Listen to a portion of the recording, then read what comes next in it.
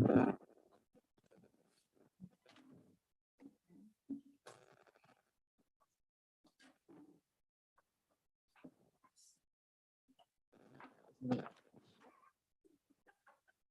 need to get over here like on Wednesday afternoon to get. You need to do what? I need to get here on Wednesday afternoon because I have so much stuff. I'm used to having everything at my desk, so I can just You have to move your entire office in here each time now. carry it over. Mhm.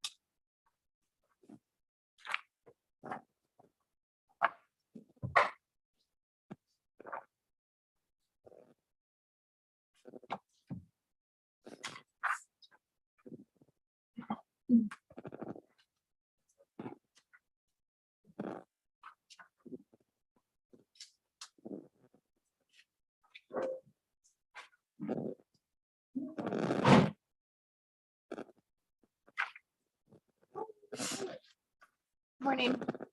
Morning. Morning.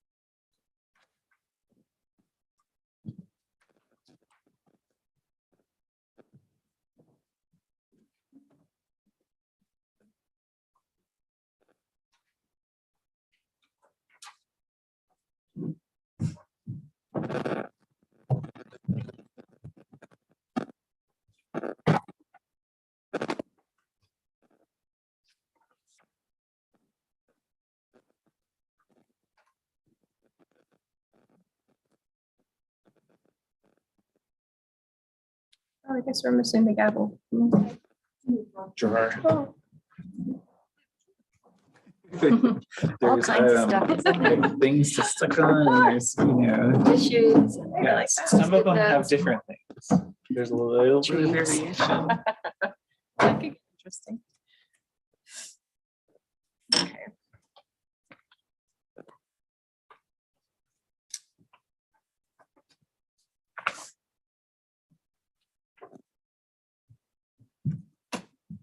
All right, everyone, you ready? Just here. Okay. Okay, we're going to call to order the Yamhill County Board of Commissioners formal informal session for March 31st, 2022. It is 10 o'clock in the morning. And Christian, would you lead us in the flag salute? I pledge allegiance to the flag of the United States of America and to the republic for which it stands, one nation, under God, indivisible, with liberty and justice for all.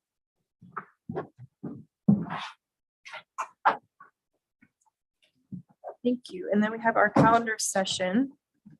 Just a reminder that the HBA Par Lumber event is tonight. I think that starts at 5:30. That was the thing. Yep, that was the thing from last time. Newburgh Prayer Breakfast is this Saturday at 8:30, I believe at the Shehalem Center. Yes.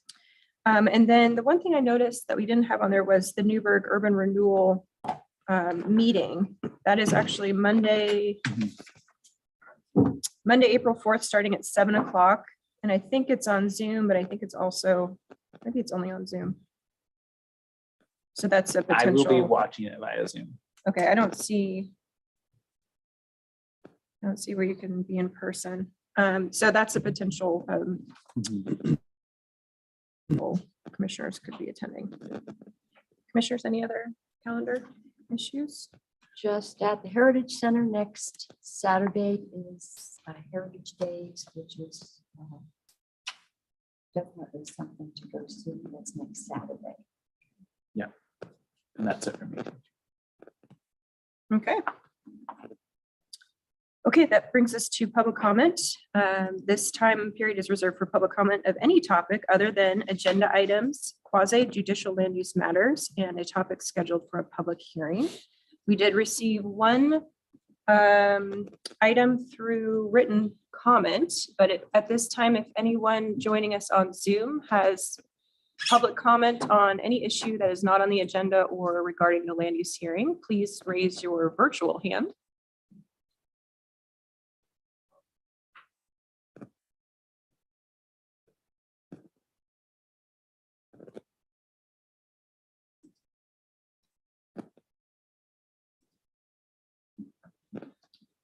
You seeing none?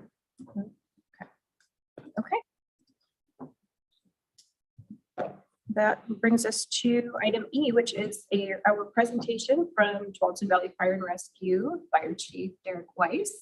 And I believe Derek is joining us on Zoom. There he is. Welcome, Chief Weiss. Good morning. Can you see me and hear me okay? Yes, we can. Hi, Chief. Fantastic. Well, good morning. Thank you, commissioners. My name is Derek Weiss. I am the fire chief for Tualatin Valley Fire and Rescue, and it's my pleasure to be here this morning. I wish I could be there in person, but when you spend a week in Disneyland, they fill up your calendar. And so I couldn't make it out there this morning, so I'm here virtually to present our state of the district, which we love to do annual basis with all of our cities and the counties that we serve. So I believe I am going to share my screen. Hopefully this works perfectly. How is that? Looks good. We can see it. Oh, thank you, because you got really small, so I couldn't tell if you actually could see it or not. So this is essentially a report of what's been going on with Tualatin Valley Fire and Rescue in the past year. And I'll briefly talk a little bit about what's coming in the future for Tualatin Valley Fire and Rescue. And then, of course, any questions you might have at the end, I'd be more than happy to answer.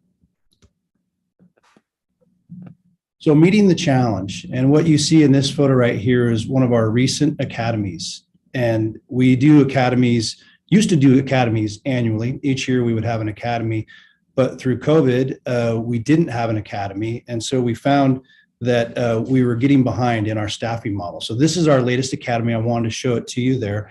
But through ice storms, heat waves, wildfires, the second year of the pandemic this past year, everything continues to focus on how we provide fast and effective emergency services.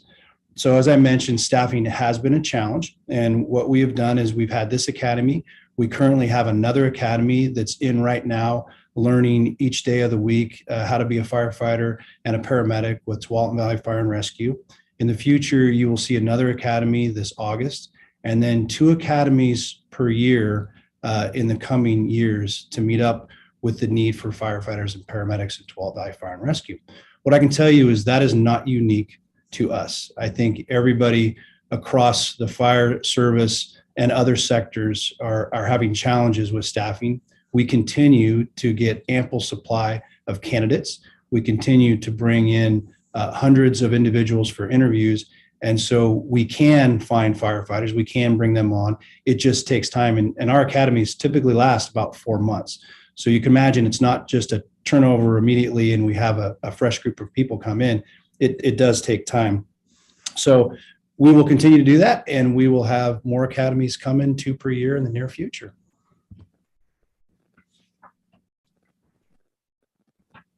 So opportunities to improve. I don't think it would be a fair report card unless I shared with you areas that we as a fire agency should and could improve. More than 38% of our managers and chiefs are going to retire in the next 5 years, 38%. I think June alone, we have 35 firefighters retiring.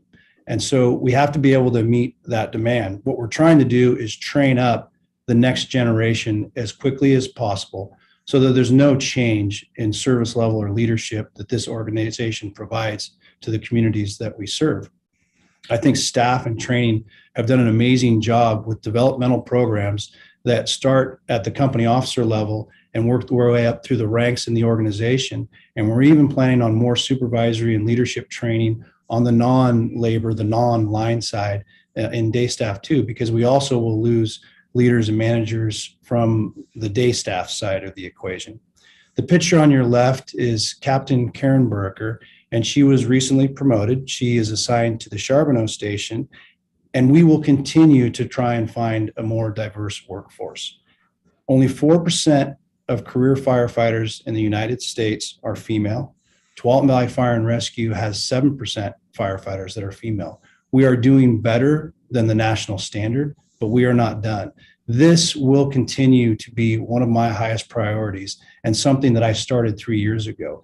We will be an inclusive organization. We will welcome everybody, and I will continue to provide classes, training, outreach, ways that we can be better and ways that we can attract a more diverse workforce. That is a cornerstone of my leadership here at Tualatin Valley, and it will continue.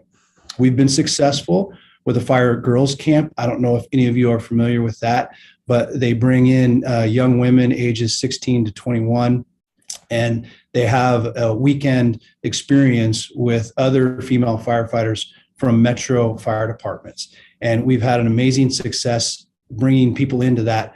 I guess it would be you learn to be a firefighter, you learn some of the things we do, you learn that you can do it. And then we've actually had success from that program. And some of those graduates have actually become firefighters, not necessarily at Tualatin Valley Fire and Rescue, but certainly other agencies in the Northwest. So that's an exciting program. We participate that every year, and we will continue to do so this coming year. In terms of outreach and education, what we know is that a lot of our communities that we serve are diverse and speak a multitude of languages. Some of our Spanish speaking firefighters provide education, but we can improve on the way that we connect with community groups and non-English speaking residents. We have reorganized our community services division this year, and we have a bigger focus on community risk reduction and community education. So I look forward to where staff takes that in the near future. This next year, we'll focus on wildfire prevention, apartment landlord outreach, and care home engagement. And as you know, we had that large fire, I think 1.5 years ago on Chehalem Mountain. And while it went well, of course, the fire went out, we protected homes, and we didn't lose any lives. we will take a look internally at what we can do better. And I can tell you that we've engaged in training, large amounts of training in the wildfire areas so that we can be better, so that when that next fire hits in the interface, we're better prepared to respond. So that was something that came out of that wildfire on Chehalem Mountain, and we will continue that type of training for our personnel. In terms of COVID, I just want to touch on COVID real quick. We returned to normal operations on March 1st. We are beginning to have in-person events. I had my first promotional ceremony where I got to swear in new battalion chiefs, apparatus operators, division chiefs yesterday. And it was the first time we actually had it with family and some friends all in the same room. And it was so nice, kind of like today, to see faces and see smiles and actually honor these individuals like they should be honored, recognized for the work that they've done and promoted to these new positions in the organization. So that was absolutely great to see. Our community rooms that we have in some of the fire stations are not open yet. We're working towards that. We're also working towards getting staff all back in the offices here at our main building. And by the end of the month, 1st of April, I think we'll have everybody back and kind of business back to the new normal, if you will. We're also going to do a public attitude survey, which we do every couple of years. We want to make sure that we know and better understand what the community expects from your fire district. And so those are very informative, and we look forward to doing that soon. Well, this one just tells you, it's covered up by my screen, so maybe you can't read it, but voters approved our bond measure last year, and we are so grateful for the fact that that bond measure passed. As you likely know, we had a bond that kind of fell off. We put this one in its place, and so residents shouldn't see any change in the rate they pay. But we have a lot of big plans for this bond. It was a $122 million bond. We have a replacement of response vehicles in the bond. We have fire station improvements. 10 of our 29 stations will be improved. We have some complete redo on a couple stations that are terribly old. And then we'll look towards land purchase and other large ticket items like the training center. I think some of you have been to the training center. It's the same training center that I started at in 1991, and it needs some improvements. So that's where some of the money will go towards the bond. But we are super grateful. We were able to receive our AAA rating, and the finance staff always wants me to make sure I point that out because that is a huge deal. And there are very few fire agencies in the United States that have a AAA rating like Tualatin Valley Fire and Rescue. And I think what everybody should know is it's a testament to our finance division, our board, our budget committee. They take very good care of the money that we receive, and we spend it where we say we're going to spend it. So that is the bond, and thank you again for that. So this is a graphic, and I don't know how easy it is for you to see it. It's one of those things that demonstrates two things for me. One, it shows you kind of the activity of the fire department in your area, in our area of Yamhill County. And the other thing it points to is we are a data-driven organization. These are the types of information sheets that we use when we decide where we're going to put a station, where we're going to put an engine, where we're going to put a car, where we're going to put a rescue, and where we're going to put people. So we use this, and we use information like this to make those decisions. The one thing I'm going to highlight for you today is you'll look at the bottom right of the screen, and you'll see that in 2020, there was a slight dip in the calls for service, which is understandable, and I will tell you, very similar to everywhere else in our district. But then in 2021, like everywhere else in the district, it ticked right back up again, and it continues to rise today. So we think a majority of the reason that the calls were going down were people were staying home, and now people are getting out again, and so calls for service are on the rise. We'll continue to use this kind of data, and I will continue to bring it in front of you because I think it's important that you see the level of detail we go to when we're trying to understand where our services and what services are needed. Station 54 is our newest station in Charbonneau. And I hope some of you are familiar with our Station 70. Tualatin Valley Fire and Rescue is not afraid to try something new. And with Station 70, what we realized is we needed a station in a specific site for a specific purpose. And it happened to be in what you would call a strip mall area. Station 54 in Charbonneau is at the Willamette Professional Building, which is just off of Miley Road, off of I-5 in the Charbonneau area.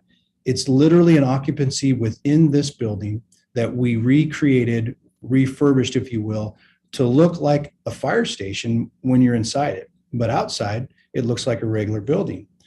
We completed this station in September of 2021. It is a 2-person station, so 2-person 24 hours. That's why you see 6 firefighter paramedics there, 2 per day on that rescue behind you. And just in case the commission doesn't know, we have different types of transport units. This is a rescue, so it's a transport unit, but it has firefighter paramedics on it. We also have medic units, which to you look the exact same. To me, look the exact same, except a medic unit has single role paramedics, not firefighters on it. This particular station, based on its area of service, we determined that it needed to be a rescue with firefighter paramedics. And so that's how it is staffed today. This station took some pressure off the other stations in Wilsonville. And as I think you're aware, all of our stations are part of a system. They're all part of the overarching system that moves sometimes like an amoeba and covers other areas. If you take the example of the Chehalem Mountain Fire, you had all these resources essentially shift to manage that incident. These rescues work in much the same way. In our portion of Yamhill County, we are responsible for the transporting of patients to the hospitals. And so this unit actually can move down Wilsonville Road and help manage that call volume in and around the city of Newburgh. Our dispatches uses ABL, so that amoeba is even more important today than it was when I started, which we had our defined area that we worked in. Now there's really no defined area. It's all based on ABL in every rig, and who's ever closer, they're going to be responding to that. So we're excited that that station was finally able to open. This is a long acronym and a brand new pilot project that Tualatin Valley Fire and Rescue is working on. I think emergency response leaders locally and across the country understand that we need to improve the system. This particular program pilot is for Washington County. It's not a part of Yamhill County yet, but it could be. First, we want to see if it's going to work in Washington County, because in Washington County, we had different challenges than we have in Yamhill County. In Yamhill County, we provide first response. We provide transport to hospitals. In Washington County, there's a private provider that provides transport to the hospitals. It doesn't mean the fire department doesn't respond to medical calls. We do, but somebody else is responsible for delivering that patient to the hospital.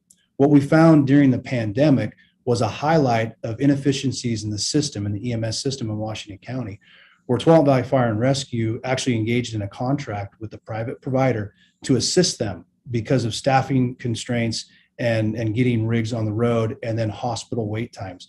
We actually use some of our units to transport patients to the hospital in Washington County, which is a little bit unusual. This program, the Community Health and Resource Management Pilot Program, it's actually called SHARM. And I think it's named after somebody in my EMS office, but I can't confirm that. At any rate, the SHARM program, what it's designed to do is actually intervene between when somebody's calling 911 and getting a 911 response and a trip to the hospital, to actually stop that at maybe a 911 call or an alternate call. And we send somebody like the firefighter paramedic in this picture to help them deal with whatever the issue is and get them to not be in the 911 system. The demand on the 911 system everywhere is great right now. And so if there's ways like this, avenues where we can intervene and provide a service that gets people what they need at the time they need it and doesn't put a demand on the 911 system, that's a win for everyone. So we're going to evaluate this program as well as a program on opioid crisis and mental health crisis. We're going to try these pilots, see if they work, and then we can apply them to other areas that we serve. This one is brand new. It just started this year. And so we will report back on how it's going and other ways that we can add to the system. As I think this Board of Commissioners knows, we do put other resources in play that a lot of fire departments don't. CARS is one of them. And this is another way that we can use our CARS. We can use our medical services officers to intervene and not have the large fire trucks, the large fire engines, and the overall 911 system inundated with calls. So we will continue to look for ways where we can better serve the communities that we serve. Now, I mentioned this earlier, and I'll mention it again. I did say that wildfire, and this is pictures from the Chehalem Mountain wildfire. We learned a lot in that. And the one thing we did learn was that we need more wildfire training. Tualatin Valley Fire and Rescue has a large group of wildland specific firefighters that deploy each year, not only here locally, across the state, and even into California. This is a highly trained group with good equipment designed for wildfire firefighting. It's a small group. If we have 450 firefighters, this is about 50 firefighters. So what we realized was we need to train more people, cross-train them, not only in structural firefighting, but wildland firefighting. They are completely unique and different. And so we've started classes, and we've worked with other county partners to create classes so that not only Tualatin Valley Fire and Rescue firefighters, but other firefighters across the region get more training in wildfire. I think with the passage of Senate Bill 752, we're going to continue to work on mitigation efforts and how can we prevent these fires from happening in the first place. I think we can all agree that this won't be the last time we have a large fire in a wildland urban interface. We will be prepared to manage that fire. And the last one I have, and I mentioned it before, but we were talking about what we're going to do in the future and more of it. And this is one of it. We want to conduct that outreach in a new and different way so that we can engage with more people in our communities. That's our job. That's our role. And we have a robust division of our organization that focuses exactly on this. And what you see here is our new interactive newsletter. It's called Safety First, and we highlight seasonal safety information.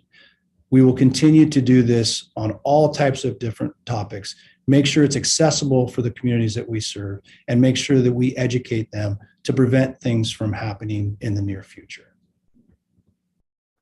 And that is my presentation on what's been going on with Tualatin Valley Fire and Rescue in the last year. I will stop sharing and be happy to answer any questions you might have. Thank you, Chief. This is Commissioner Berschauer. I'm just curious, I know the vast majority of your calls are medical calls, but during COVID, did you see an uptick in the percentage or just the volume of calls? Yeah, and actually, it's a great question. Thank you for it. Actually, we saw a reduction in all calls. And I personally was very nervous that people were afraid to call 911. I think they didn't want to get out of their house. And if they're putting off things that they actually need to go to the hospital for or go to a doctor for, they're not getting that service. And so when they do finally call, is it too late? So what I noticed was the percentage is the same. The volume was down, percentage the same. Now percentage is the same, but the volume's going up. So it was actually a lower call volume, certainly initially during the pandemic. Okay. You mentioned the training and the workforce challenges. I know TDFNR is very competitive in terms of getting on board the team. Are you changing and adjusting some of those requirements, or are you seeing the same level of people interested? Just it's a little bit tougher to have people stick around. That's a fantastic question. I can answer it in several different ways, but I'll try to be right to the point. When we go to pull the list of candidates to interview, the number that we pull hasn't really changed. We're still going to get that top 90, I think it's 90% as a cutoff where we'll grab. But the overarching list that others grab from has gone down a little bit. And everybody is noticing that. Now there's several ways that you can attack that problem. And one way we started years ago, which is we'll bring people in as single role paramedics. And what that does is it gets them into our organization, gets them a chance to understand our system, gives us a chance to get to know them, and then they can promote to firefighters. So we can actually draw from that bucket. So you see a person that goes through paramedic school and they work on a private ambulance, there's an avenue, a pathway for them to come into our organization. And it's been very successful. The other thing we could do is we could go to lateral lists and we could hire essentially from other fire departments. We evaluated that over the past year. And because everybody's having the same challenges we are, we didn't think it was appropriate to actually do a lateral. The one thing a lateral does is it would bring in a firefighter that wouldn't have to go through as much training as a brand new firefighter. There's a time and a place for that. We know that everybody's struggling to hire, so we didn't go down that path. Another contributing factor that I can't correct is that classes slowed down during COVID too. So paramedic schools actually slowed down. So the number of paramedics coming out wasn't as great. That's turned around a little bit now. Classes are back up and running. And so for your fire department, we're still doing fine. We're getting that group of people to interview. We just finished a round of interview. I think there was 97 that we interviewed. We're going to have an academy of 24 in August and then another 16 to 20 in February. So we're still doing very well. And I think Tualatin Valley Fire and Rescue continues to be a destination organization. It attracts good people and we have great folks that work here. So far, so good. Great. And then, I'm going to ask about the Newburgh Rural Fire Station. So what's the, what's the status on that? Well, that is a fantastic question and a very timely question. In fact, this past couple of weeks, executive team, we've been trying to land the plane, if you will, make the decision, pull the trigger, get this thing done. I'm not going to sugarcoat anything for the commission. Here's where we are. We were moving along quick. We were going through planning. We were going through permitting. We were getting ready to start on this project that continues to be a high priority for us. And staff took time. They started diving in more into what does it look like to have the station there long term. As you know, we don't put a station in today and take it out tomorrow. These fire stations are there for a very long period of time. And when staff kind of looked into this specific site, there's challenges that have presented themselves: infrastructure, access, egress, water supply. Those are concerns that we have as an executive team. I cannot tell you today if this is the right, perfect site for the next fire station. But what I will tell you is staff is continuing to look. We're continuing to do the evaluations. And I honestly can't wait for the day we stand in front of this new station and together we cut the ribbon and open up a new station. So it's a high priority, Commissioner. It will continue to be a high priority. I think we were going down the road. We were getting it done in a timely fashion, but there are challenges that have presented. So I just can't tell you that's perfect right now. And that's what I want to be able to tell you. Thank you. I appreciate that. Commissioners, any questions? I do have one, Chair. Sure. Chief, thank you, and thank your team. We do appreciate the work you do and the fact that you have you saved a lot of homes and a lot of lives, especially in the last couple of years. A couple of questions regarding returning community academy, and also as far as the bond sometimes can be a contentious issue, but there was really no issue this time. But we also know that a lot of that sentiment was predicated on the new station or a new station. And that's been a concern for those in that area for a long time. So that being said, in terms of saying, well, it's aspirational and we're working on it, do we have anything in terms of a concrete game plan for if that site isn't going to work, what the next best thing is? And my next question has to do with, I know that typically your organization has been very proactive in land acquisition and looking ahead 20, 30 years to not only the acquisition, but the feasibility of all those infrastructure things. So where are you with that sort of land bank type of perspective? And how are we looking at the Newburgh urban or rural area as what's the plan B? Yeah, great questions. Now, the first one, Commissioner Starrett, was it Community Academy? And what are we doing with Community Academy? Yes. Oh, okay.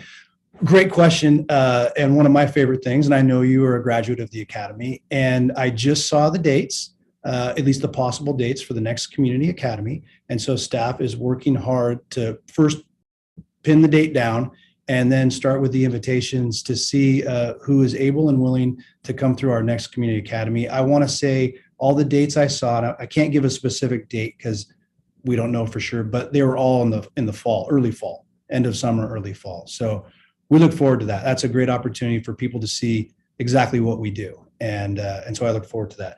The second part of the question was on bond, and help me with what was the bond one again? I'm sorry. Well, basically, when we talk about maybe the rationale for the bond was also sort of in the background was the new station or a new station. So if you could address the plan B, if the original site isn't going to work, how we address folks who've supported that. Thank you for that question. And I want to be absolutely clear. The bond has nothing to do with the rural Newburgh station. We have money for that station. We have money set aside because we figure it'll probably cost more than what we had. And that's already set aside. It has nothing to do with the bond. The bond is for the specific projects that we talked about. Now, one of the things you mentioned was land. And we do look at land in terms of rural Newburgh as an example. The siting of that station goes back for 3 years plus of data, and we drop a pin. And we're asking staff to drop the pin again and just make sure with refreshed data, is that still right about the spot? And what we found over time is when they drop a pin, when our analysts drop a pin, it's in the right location. So we will have staff continue to look, and we're hiring people that will help us look. Our plan is keep looking no matter what. So we'll see this to its conclusion. We'll make a final decision, and then we'll continue to have people looking for what is that next best location if this isn't it, and is it still within that area of a pin drop. But to be clear, the bond never had anything to do with that. We already had the station plan. The station is going to happen. I'm upset because we were getting there, and I was very hopeful. We were doing all the steps, and it was going to happen soon. It's just not as good as I thought maybe it was, and so we have to reevaluate that. But in terms of land and buying land, since we just passed the bond, we haven't even had a chance yet to do the research, determine the locations, drop the pins, and then try and secure land in those areas. So it'd be premature for me to tell you where we're looking.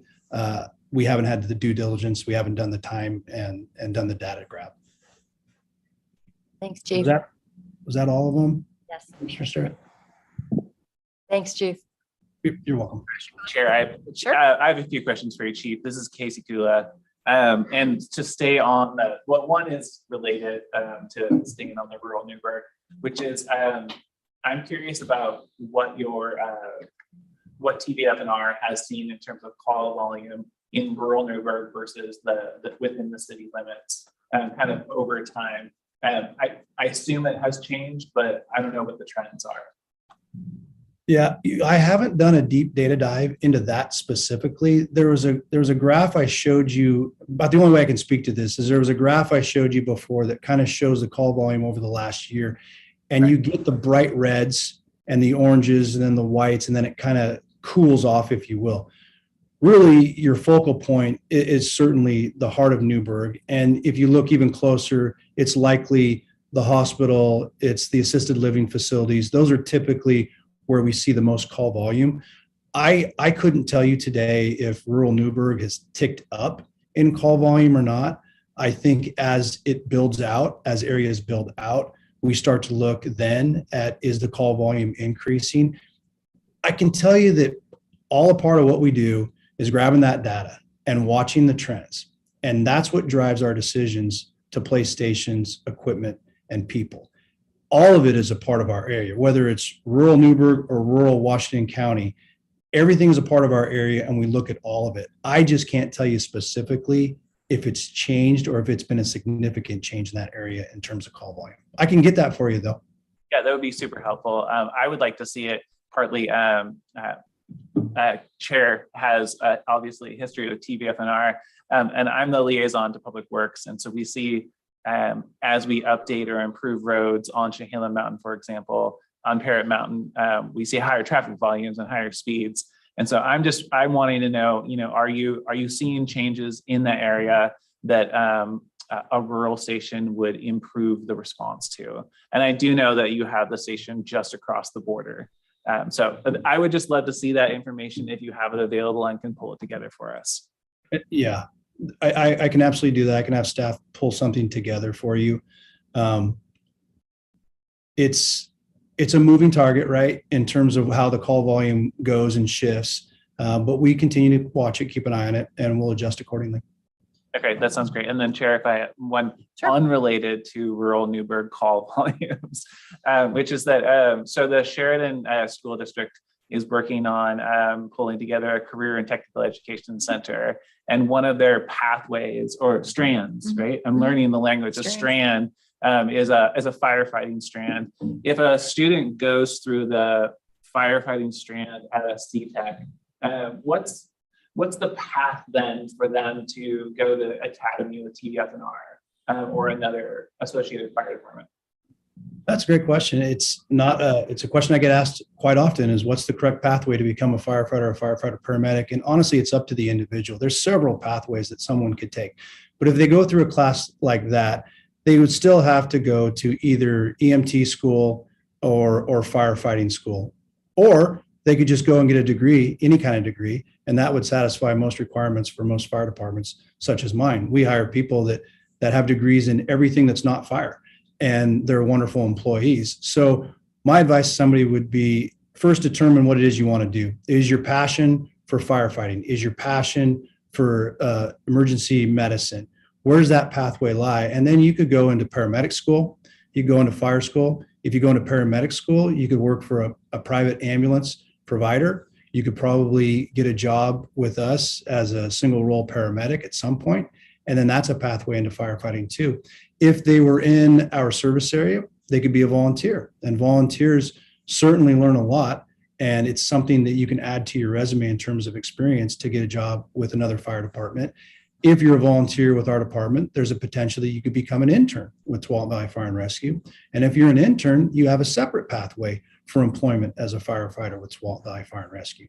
One of my jobs is to create as many pathways as I can because I'm trying to create a diverse workforce. And to do that, I have to have multiple pathways, multiple ways for people to be firefighters here. So that would be my advice. A lot of it's up to the individual. It's a road that's more easily traveled today than it was 27 years ago. There's a high demand. And so people are looking to hire and refill those that are retiring today. That's super helpful. Thank you, Chief. And thank you for your presentation too. Chief, Thank you. just one more quick question on the subject of, analyzing the data for a rural station. We know that the city of Newburgh is anticipating development on the waterfront with the urban renewal district. Does that change kind of your analysis of that? If you know that there's going to be concentrated development, does that shift your thinking a little bit? Does it put more strain on the city departments or the staffing model in the city? Yeah, excellent question. So this happens elsewhere too, not just in Newburgh, but your example is Newburgh. What I find with new areas and new developments is they don't tend to raise the call volume, especially new neighborhoods. They don't tend to raise call volumes. But to your question, we've already been doing that research, and we've already started to determine how is this going to impact Tualatin Valley Fire and Rescue? How is it going to impact our response? So to answer your question, we've already started that. And we will look to see how that development goes and the time it takes to develop. And then we'll try and be proactive as much as we can with what might happen in that area. Generally speaking, those stations are already under consideration. They're already part of remodel plans. So does that mean the best avenue is to remodel, or is the best avenue to relocate? As Newburgh and as rural Newburgh changes, we want to try and predict where we need to be. That's going to be the most effective and cost effective for the residents that we serve. So I hope that answers the question. It's already actually happening because of the bond and remodels of stations. We're already looking at that again. And quite frankly, that rural station impacts the stations in Newburgh too. So how do they all align and work together? Because that's what we have to do. Biggest bang for your buck, create most efficiencies, those types of things. So we have begun that process. Great, thank you. Commissioner, any further questions? Thank you very much. No? Yeah. Thank super you. Thank you, Chief. Appreciate it. Thank you so much for your time. It's great seeing you all. I hope I'm there in person next year. Sounds great. Yeah. Thank Take care. you. Stay Take safe. care.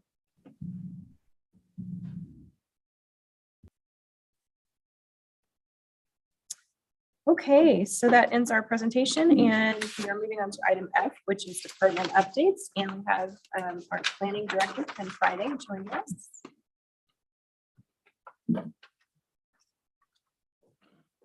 Morning. Welcome. Morning. Morning.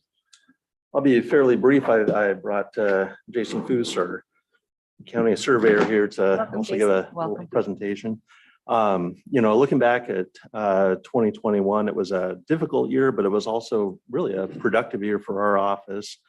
I had Alicia run the numbers, and we processed 525 planning applications. We issued just about 4,600 permits and performed just shy of 12,000 building and electrical inspections. And I thought most interesting was the state estimated value of construction, and that's kind of an average of square footage, was just shy of $130 million. And I really can't say enough positive things about our staff. They worked through every problem that was thrown at them, and there were several problems last year that were thrown at them. And they did a great job of assisting to accommodate customers and accommodate as many requests as they could. One of the other great things to happen to our office was the hiring of a full-time county surveyor, Jason Foos. He's just finished up his first year. He's been a great addition to our office, and I just wanted to introduce him because he really hasn't been able to circulate much, and have him have a chance to present on what his office has been doing. Thanks, Ken. Thank you, commissioners. It's great to be here, and it's great to be a part of the Yamhill County team. Before I get into some nuts and bolts here, I just want to say this. My mother asked me, what do you like about Yamhill County? And I couldn't bundle it up in one quick thing, but there's one story.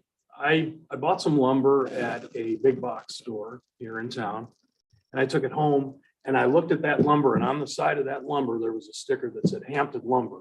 And I thought, how cool is it that, first of all, I probably passed that piece of lumber 3 times on the highway, but to get something Where is lumber? from here that was harvested here, that was processed here. Now, I don't know if that goes on a ship and goes across the seas and then comes back to Lowe's. I'm sorry, the big box. But however that works. Speculations. But it's that, and I have, if I've been here a year, I have 365 little stories like that just kind of endear me to Yamhill County. So it's been a great year for me, both personally and professionally here at the county. What's happened in the last year? Well, not a lot. I took the office and I've observed, and I wanted to see what's working, what can we do better, and where are we going in the future. And fortunately, a lot of things work here, and they work well. I'm often pleased when I talk to the public, and I can quickly respond to the public with records requests, and I do that frequently. Ultimately, in the future, I'd like to be able to distribute my records completely hands-free in an environment where the public can access the records via the internet, which those opportunities are available now.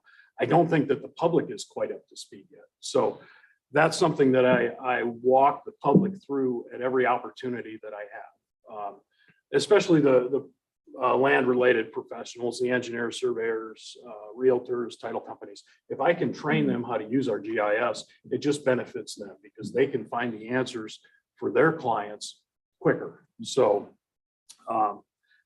that's something that I've been very impressed with. Another thing I've been very impressed with is the record keeping historically with Yamhill County.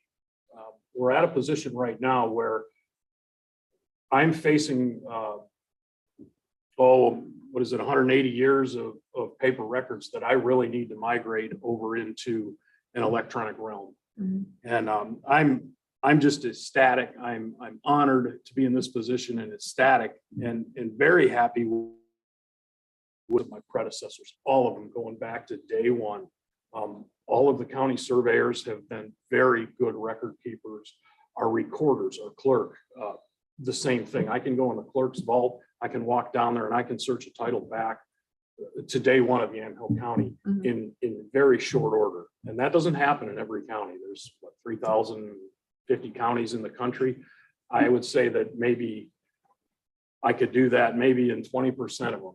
I mean, that's a guess, but most of them are stuck in this kind of purgatory between electronics and paper records. And there's a kind of a cutoff, a historic cutoff. So you can't easily access the older records, but we have this opportunity in Yamhill. Part of it is because the county has been traditionally a little bit on the smaller side of things.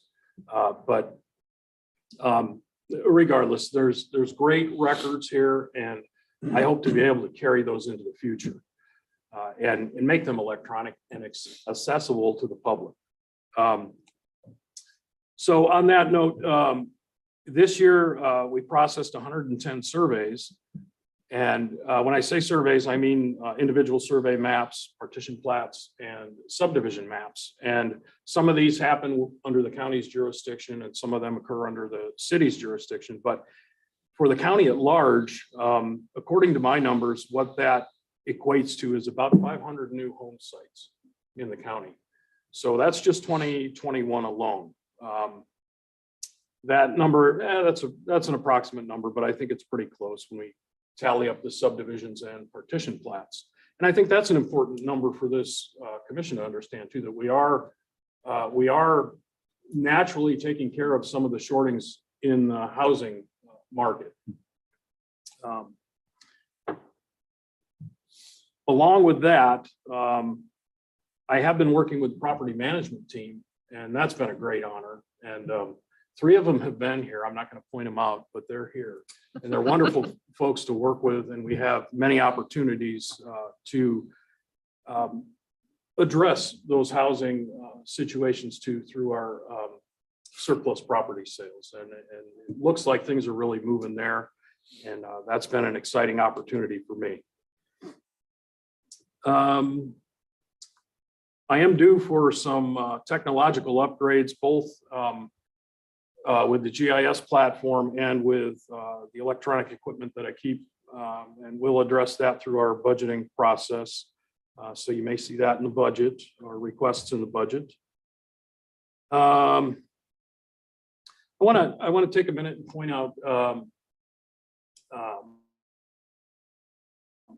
Bill was here for a long time and just had so much institutional knowledge. And I go back to Bill's records and I can crawl right into his records and I can find out exactly what he was thinking, what he meant, when he corresponded with the public. And this has become so helpful in certain scenarios for me when I deal with, I'll call them public abrasions, when 2 neighbors have a question about a roadway or an access way. Bill and Dan Linscheid, both those guys have kept great records from, I think Bill might have started in the 70s sometime. So I have a lot of swing in the hammer when I face these situations. I'm not facing them blindly. And I think that's very beneficial for us to help the citizens resolve issues that might arise on their ends, especially for me with the access. That seems to be something that comes up, the public-private access question. So kudos to Bill Gilley. I think the world of him. I want to point out something that was said a few minutes ago by Chief Weiss.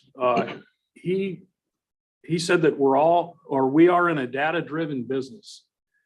And that is it was so timely that he said that, because I'm facing the GIS right now, and my part of the GIS and the information that I contribute to the GIS, and that information is the same information that he's using to make his decisions to purchase a fire station.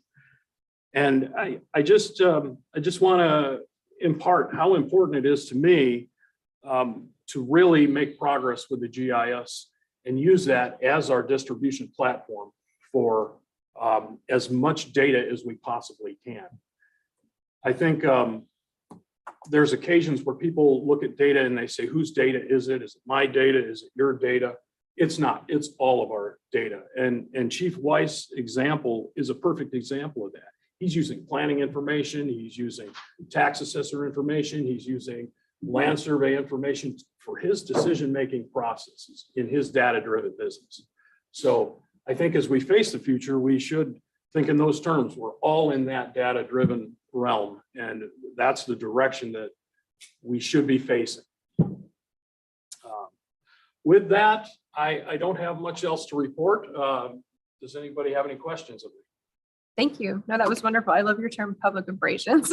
So, my family has been through some public abrasions lately, and I can attest to the importance of records, accurate records, because they come up all the time. They are key pieces in litigation that are necessary. So it affects everybody, no matter what you're involved in terms of land use issues and stuff like that.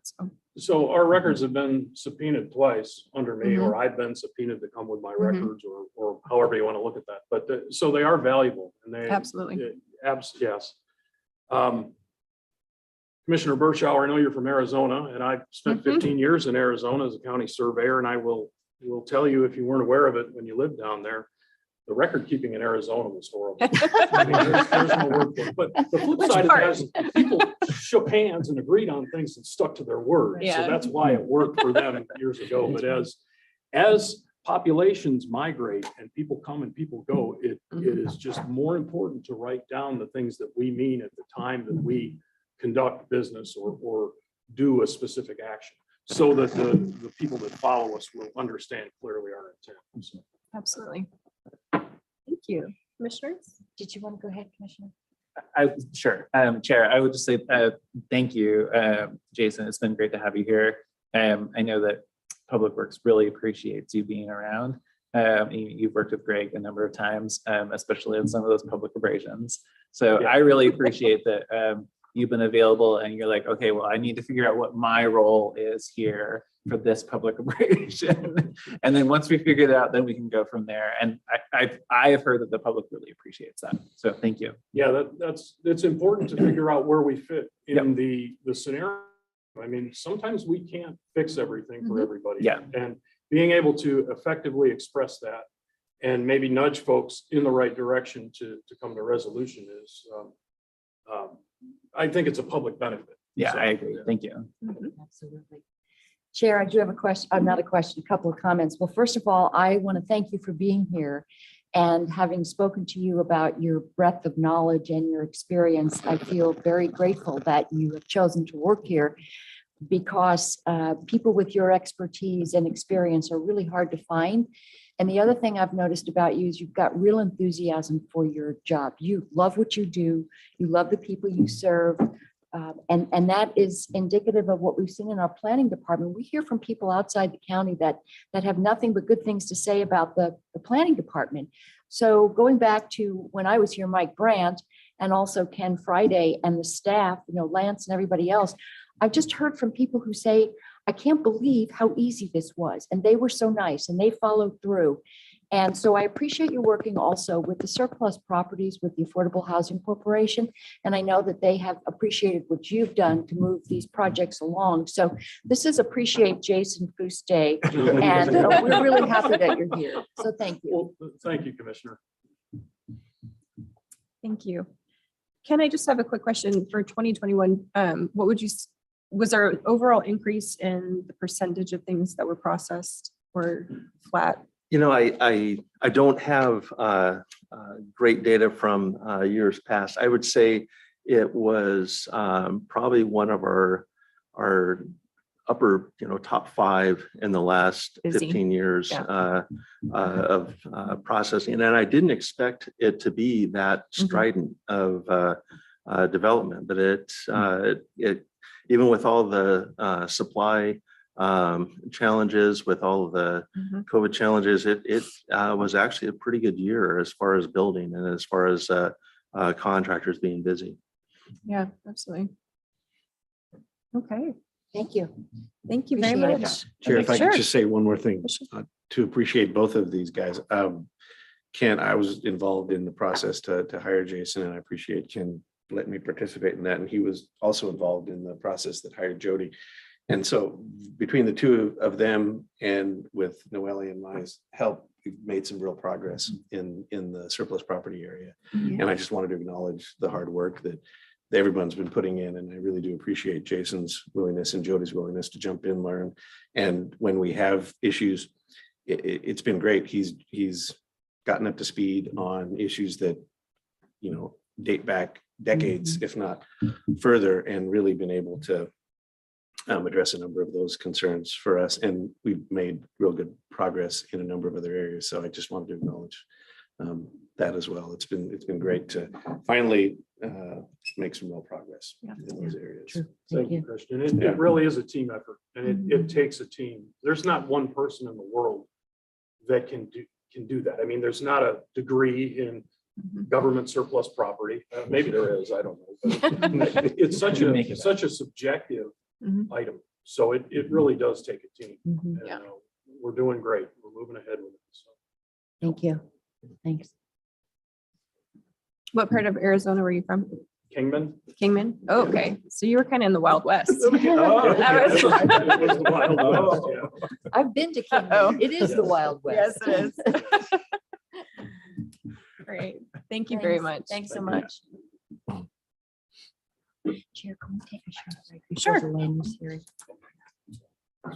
We have, you want to do After, before, after consent, after we go through the agenda or after consent? after consent. Oops. Missing Ray.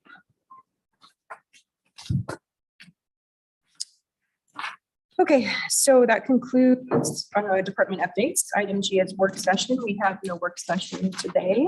And item H is consent agenda. Commissioners, do I have a motion to approve the consent agenda? So moved. Commissioner Starrett moves approval. Any further discussion? All those in favor signify by saying aye. Aye. Aye. All opposed, same sign. Thank you. Motion passes. Okay, and we want to take a We break? can go through all other business. I said before the land use hearing. Yeah, I think Oh, so. okay. I don't think Thanks. there's any. We'll do that. Okay, item I is old business. We have no old business today. Item J, other business. J1, consideration of approval of an agreement between Yamhill County and Columbia County for space available detention bed rental at the rate of $168 per bed per day effective July 1st, 2022, with an automatic renewal clause on a year-by-year basis. And Commissioners, I will move approval of item J1. Is there further discussion? No, Chair. All those in favor, signify by saying aye. Aye. Aye. All opposed, same sign. Motion passes. Thank you. Item I2, consideration of the appointment of Lieutenant Jamison Getz, I believe I'm saying that correctly, Getz, non-voting member to the Local Public Safety Coordinating Council, LIPSIC, to complete the remainder of Lieutenant Jose Orozco's term effective immediately through July of 2024. And I believe this is coming forward because Lieutenant Orozco was reassigned to Salem. And Commissioners, I will move approval of item J2. Is there further discussion? No, Chair. No. Okay. All those in favor signify by saying aye. Aye. Aye. All opposed, same sign. Thank you. And thank you for serving, Lieutenant Getz. Item J3, consideration of approval of an agreement between Yamhill County and David Evans and Associates, Inc., DEA, for consulting engineering services to develop a 5-year bridge capital improvement program, BCIP, not to exceed the amount of $33,000 effective upon approval through June 30th of 2023. Commissioners, do I have a motion to approve? Chair, I would move we approve item J3. Commissioner Kula moves approval. Is there further discussion? No, Chair. No? Right. All those in favor signify by saying aye. Aye. Aye. All opposed, same sign. Thank you. Motion passes. Item J4, consideration of approval of recommendations to be made by the selection committee for the Yamhill County Investing and Nonprofit Organizations Grant Program. And Ken, I believe we have an update on this item. Yes, so an update, we're not prepared to present that today. I was hoping that. There was, Find it anywhere. yeah, and so that's why it wasn't in the packet. This was rather late breaking. Carrie and the review committee is working very diligently, but we had a lot of applications to get through, and I believe they still, the latest update that I had this morning, I believe there were still 7 applications to be reviewed and scored. So what we'll do is we'll bring this forward next week. We're anticipating that all the reviews will be completed by the end of this week, and Carrie and I will review on Monday and then get it uploaded into the packet as quickly as possible. Okay, That sounds great. Well, sounds great. thanks, Chair, if I may, thank you to the evaluators. I Yes. realize it's a lot of It work is a and lot of I don't want to rush them, and people who are watching on the video who may have things pending don't want them to rush either. Right, yeah, that We was, do want them to rush in their favor, right? there was a lot of applications. Due and- consideration. Yeah. Yeah, and- there's a and- lot of them. And, Yeah. you know, these folks are citizen members. They have full-time jobs, I'm sure. So they're doing this in their spare time. So we appreciate that as well. Yes. Okay, so we will move item J4 to next week's agenda. Item J5, consideration of adopting resolution 22-03-31-1, recognizing April as Child Abuse Prevention and Awareness Month. And I believe this came forward from Juliet's house.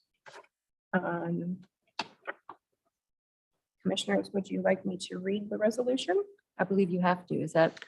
It's not required, but that has been the board's Okay, practice. Okay.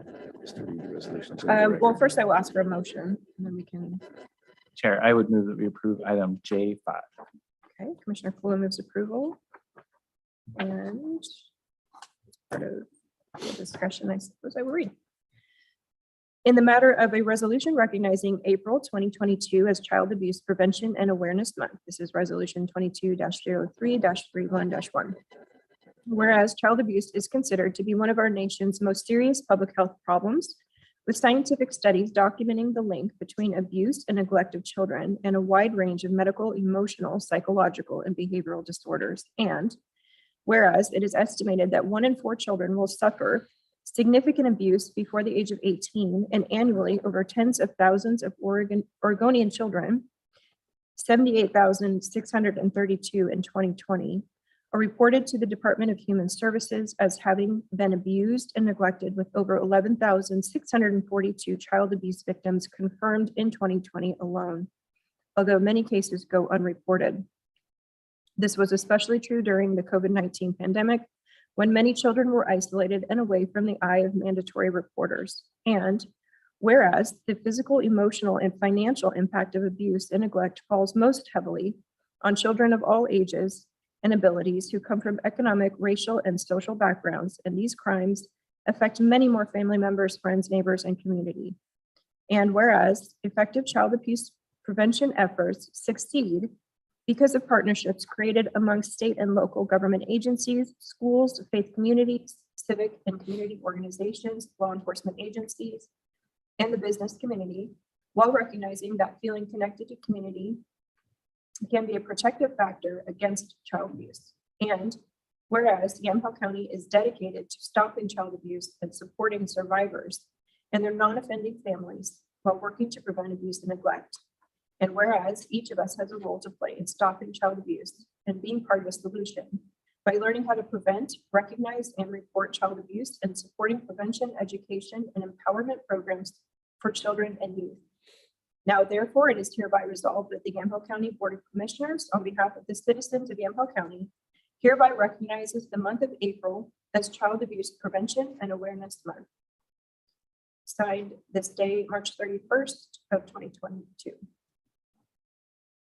Commissioners, do I have any further discussion on this item?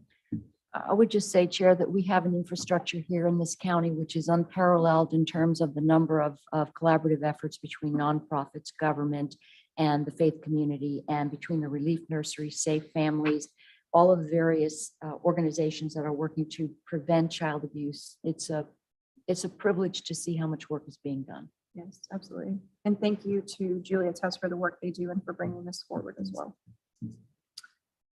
Okay, Commissioner Kula has a motion on the floor. If there's no further discussion, I will call for the vote. So all those in favor signify by saying aye. Aye. Aye. All opposed, same sign.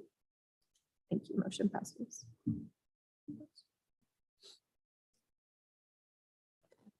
Okay, item J6.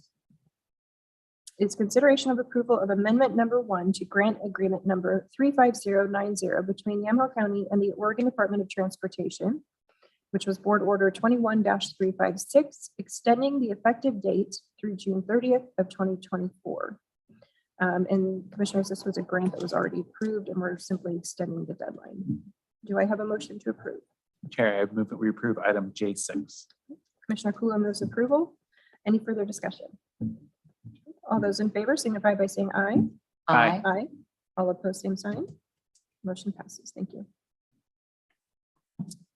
Item J7 is consideration of approval of a selected vendor and an intent to proceed with Kittleson and Associates to develop and complete the 2022 Human Services and Transportation Coordinated Plan in the amount of $45,413. Do I have a motion to approve? Chair, I would move approval.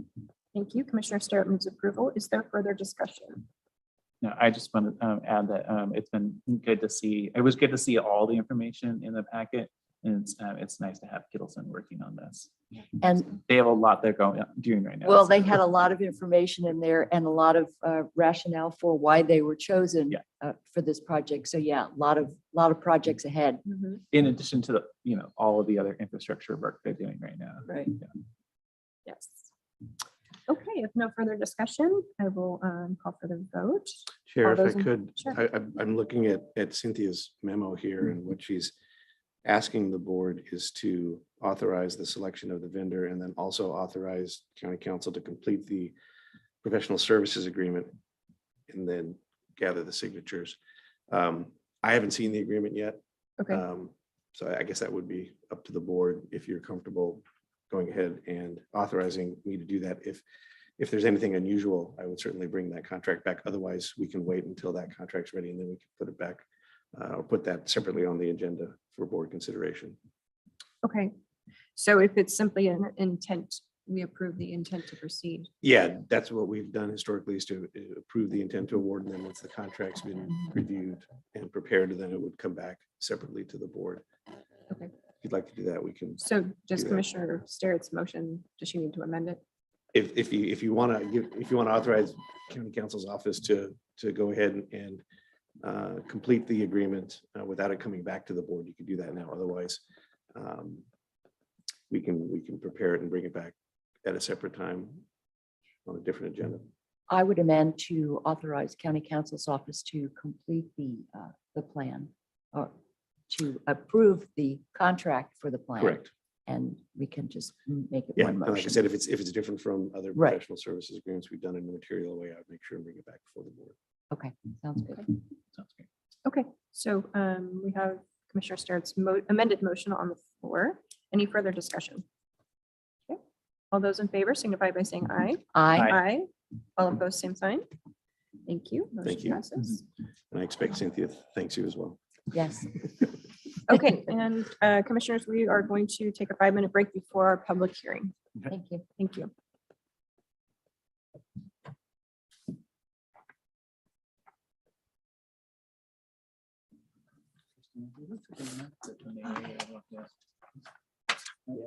Is it, So is it a parcel you can't see?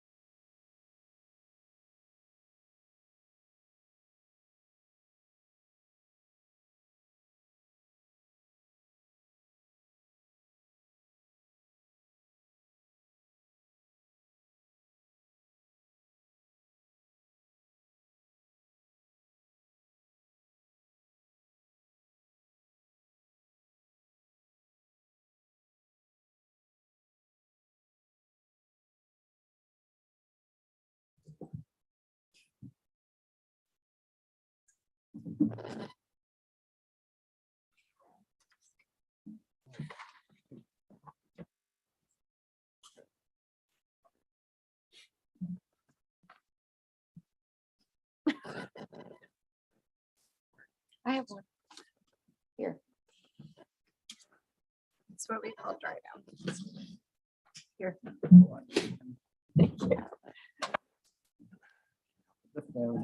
Megan to the rescue. Your one. I come from you.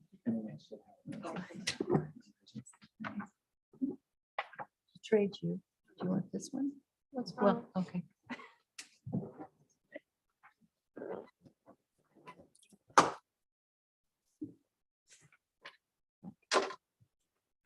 I'm missing the cheat sheet. Oh, no, here it is.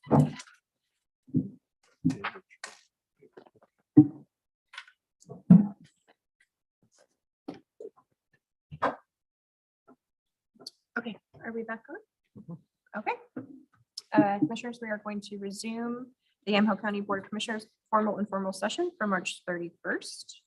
And we are picking it up at item K, which is public hearings. Item K1 is consideration of approval of docket number PAZ-04-21, approval of a comprehensive plan amendment from very low density residential to industrial and a zone change from VLDR 2.5 very low density residential to LI light industrial. Applicant is AKS Engineering and Forestry LLC. Tax lot 4411-01300 and 4411-01301. This is continued from March 3rd, and we are going to pick it up at the point of staff recommendation. Lance? Thank you, Madam Chair. Joining us. Yes, ma'am. Thank you. So to start off the recommendation, based on the testimony and evidence in the record, the applicant has successfully demonstrated that the proposed comprehensive plan amendment and zone change request can be made consistent with the goals, policies, and other applicable provisions of the comprehensive plan with the implementation of a limited use overlay.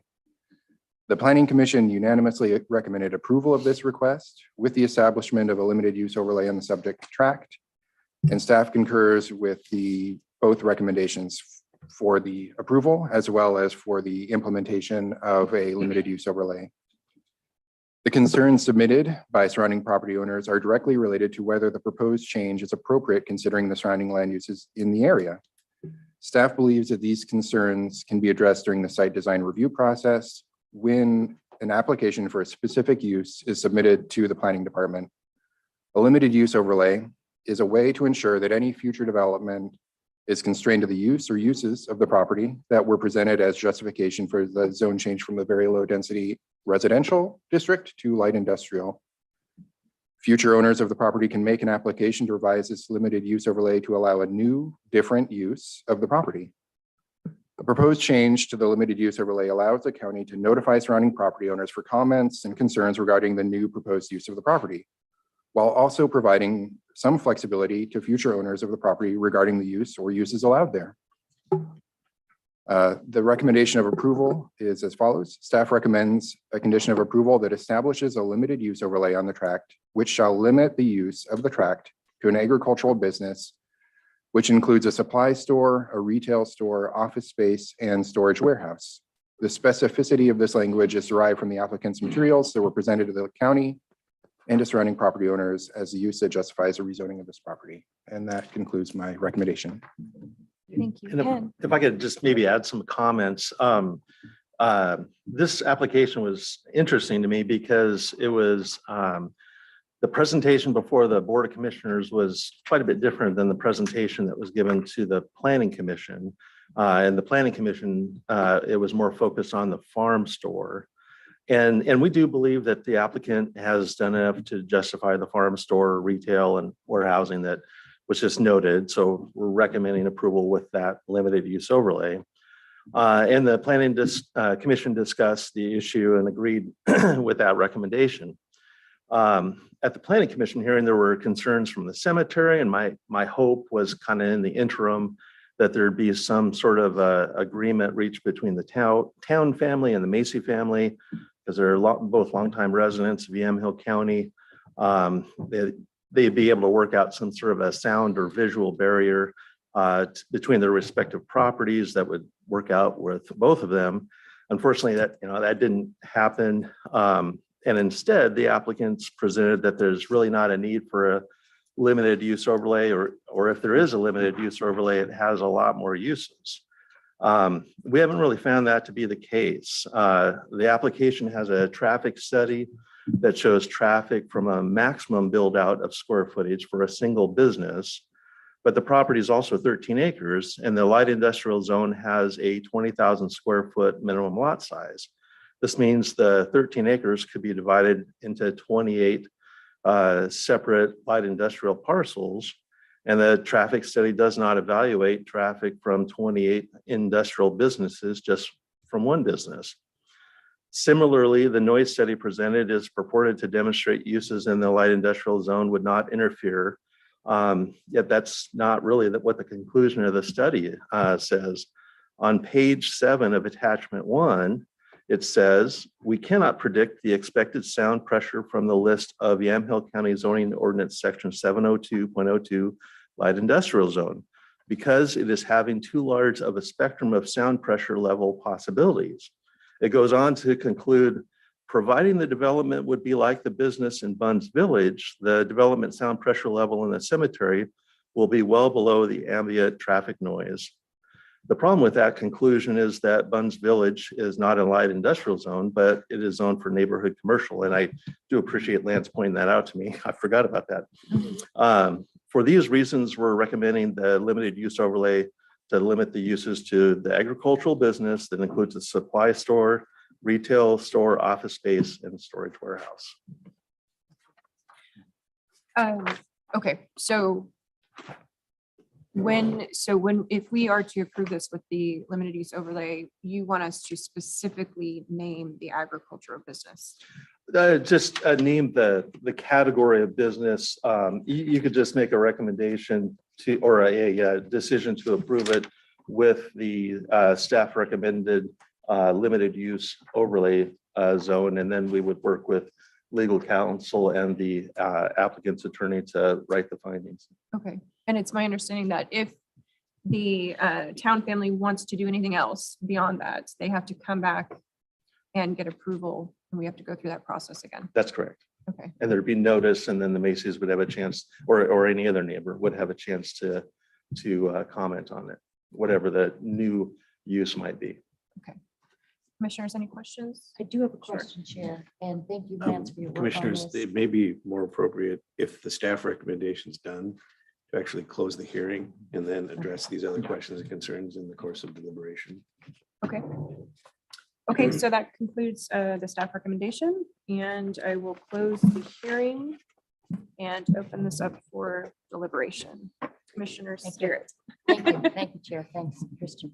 Again, Lance, thanks for the work on this, and Ken, thank you for your diligence and the Planning Commission looking at some of the discussions during that. I see what you're talking about, where you talk about basically, the question was asked, if this is an ag store, can it just be zoned for ag and do a conditional use to allow for a store? So that was a question that came up, and then you basically said that would be the appropriate zoning for what they wanted to do. So I have a couple of questions about the site design review process, as opposed to this limited use overlay.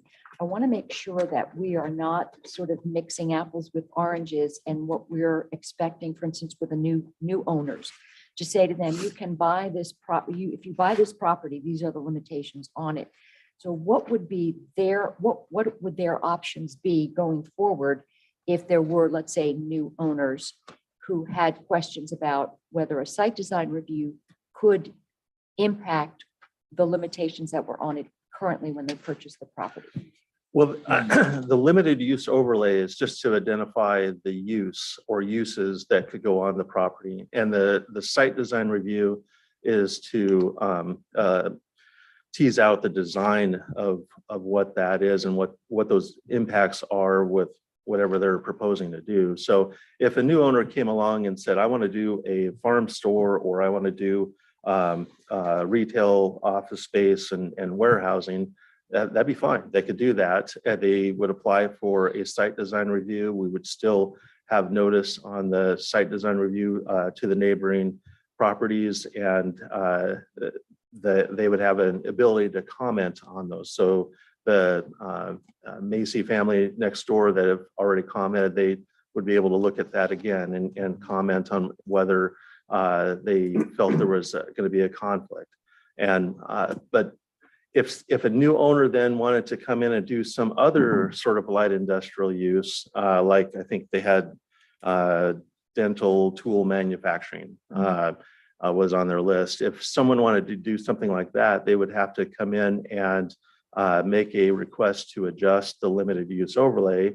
Would go before the planning commission and potentially the board to adjust that limited use overlay to add that use. And there would be a notice again and another process again to add that use to the list of permitted uses in the zone. And again, any sort of development in the light industrial zone requires a site design review. But when it gets down to a site design review, we're really just looking at the design of the facility. We're not looking at what can go there. We're just looking at the design of what's been approved in that zone. Does that make sense? Maybe I think I didn't ask that question correctly. So I guess what I'm looking at is just sort of the purity of the limited use overlay.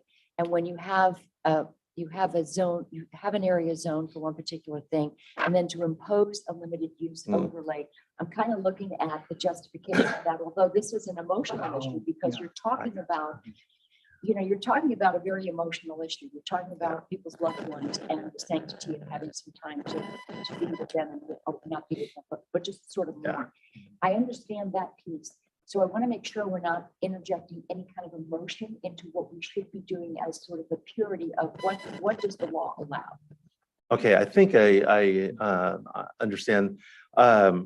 It might be good to just give a background on the limited use overlay, how it came about. And years ago, next to the landfill, Riverbend landfill, someone wanted to put a motocross track. And so the person came in, they motocross track right next to landfill, those types of use. That's fine. That would be a fine thing to put out there. You've got noise and you've got industrial kind of uses that are going on next door. So they justified that, and they got the zoning changed to RC, recreation commercial. The motocross track was there for a number of years, and then the owner decided, well, I don't want to do this anymore. I'm going to close it down, and I'm going to do an RV park. And the RV park doesn't quite go as well next to the landfill. And for years, there were complaints about those two uses being side by side. And so the limited use overlay was to protect both the applicant, so that the applicant doesn't have to justify all of the uses within the zone. And if they just want a specific use, they can just apply for that specific use, justify it, and we put that limited use overlay zone on. It's also to protect the public, and that you don't have an applicant that has applied for a specific use and then decides to turn around and do something significantly different. And so, in this application, we thought that they had justified the farm store and some other uses. And I will say that the limited use overlay zone is kind of it's annoying because you have to note on the map that there's something to look up and explain to an applicant. But it also has, I think, done a pretty good job of narrowing down, this is the use I want, this is what I want to justify. I don't want to have to be burdened with trying to justify all of the uses in the light industrial zone. I'm just justifying this one. So that's the reason for it. Thank you. And just to clarify, Ken, in the minutes, Kit Johnston asked if this is an ag store, can it just be zoned for ag and do a conditional use for the store? And your response was that you feel that this zone change request is appropriate for what they want to do, the light industrial. Yeah. Okay.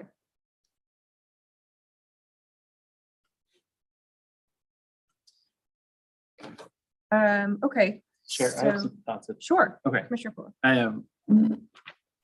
Ken Friday and I talked about this at length, and I raised some concerns about it. But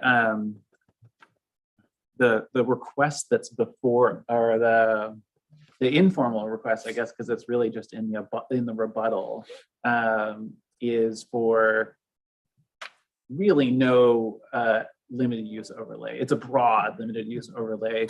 Staff, I think, is very justified and very astute in noting that the presentation that was given to us and the data that's in the record is really for a farm store, that limited, tighter limited use overlay, because the applicant has expressed both in the presentation and in the rebuttal that they want that larger one.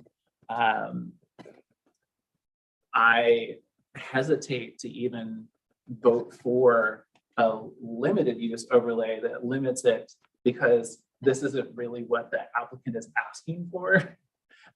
So I'm actually leaning towards denying it and having them in the record saying, for having one of us or just me say, apply again with the thing you're really asking for.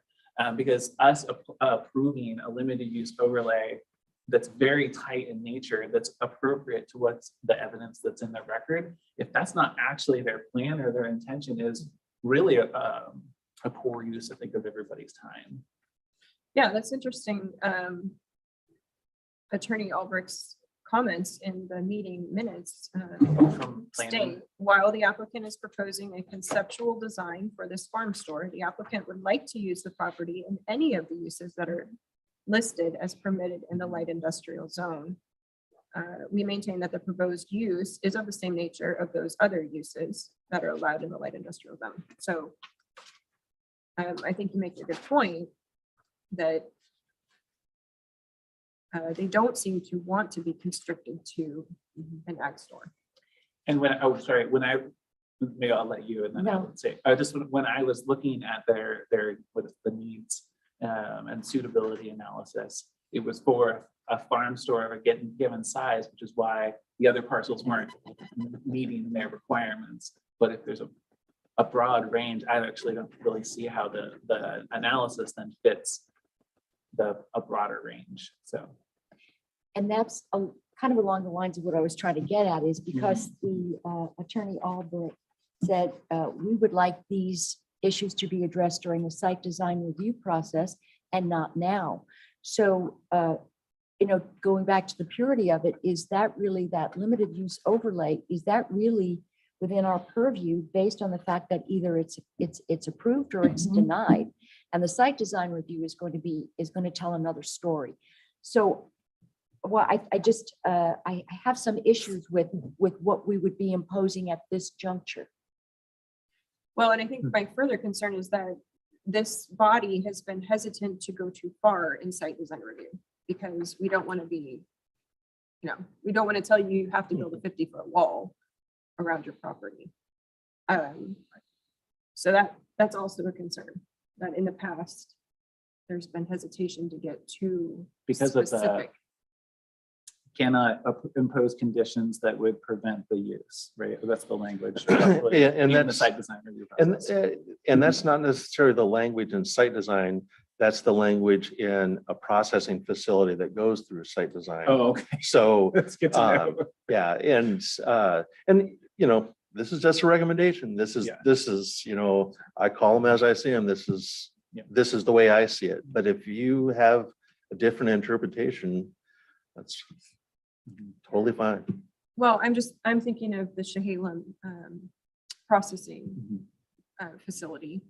There may have not been any legal, technical justification to deny it, but you also didn't want to go too far in saying you have to do this, you have to do that, so that you're not imposing too much on the applicant's rights to develop their own property.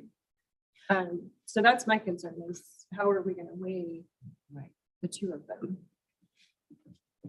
Exactly. And- That's Right. the issue here is really, is it appropriate at this point in the process to be making these conditions?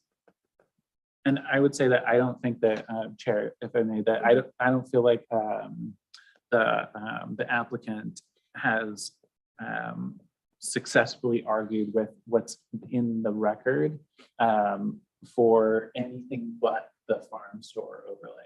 And so that's why I'm like, well, if they want something that's different than a farm store overlay, I'd like to see them reapply. And so that's why I'm leaning towards denying the application outright as opposed to going with a limited use overlay. Chair, if I may, sure. Sort of along those lines. First of all, we hate to say to anybody who's going through this process, it's expensive and it's time consuming for staff, attorney fees, all of that, the angst that goes along with it, to say, okay, cross this T and dot this I and reapply. So I'm always hesitant to do that.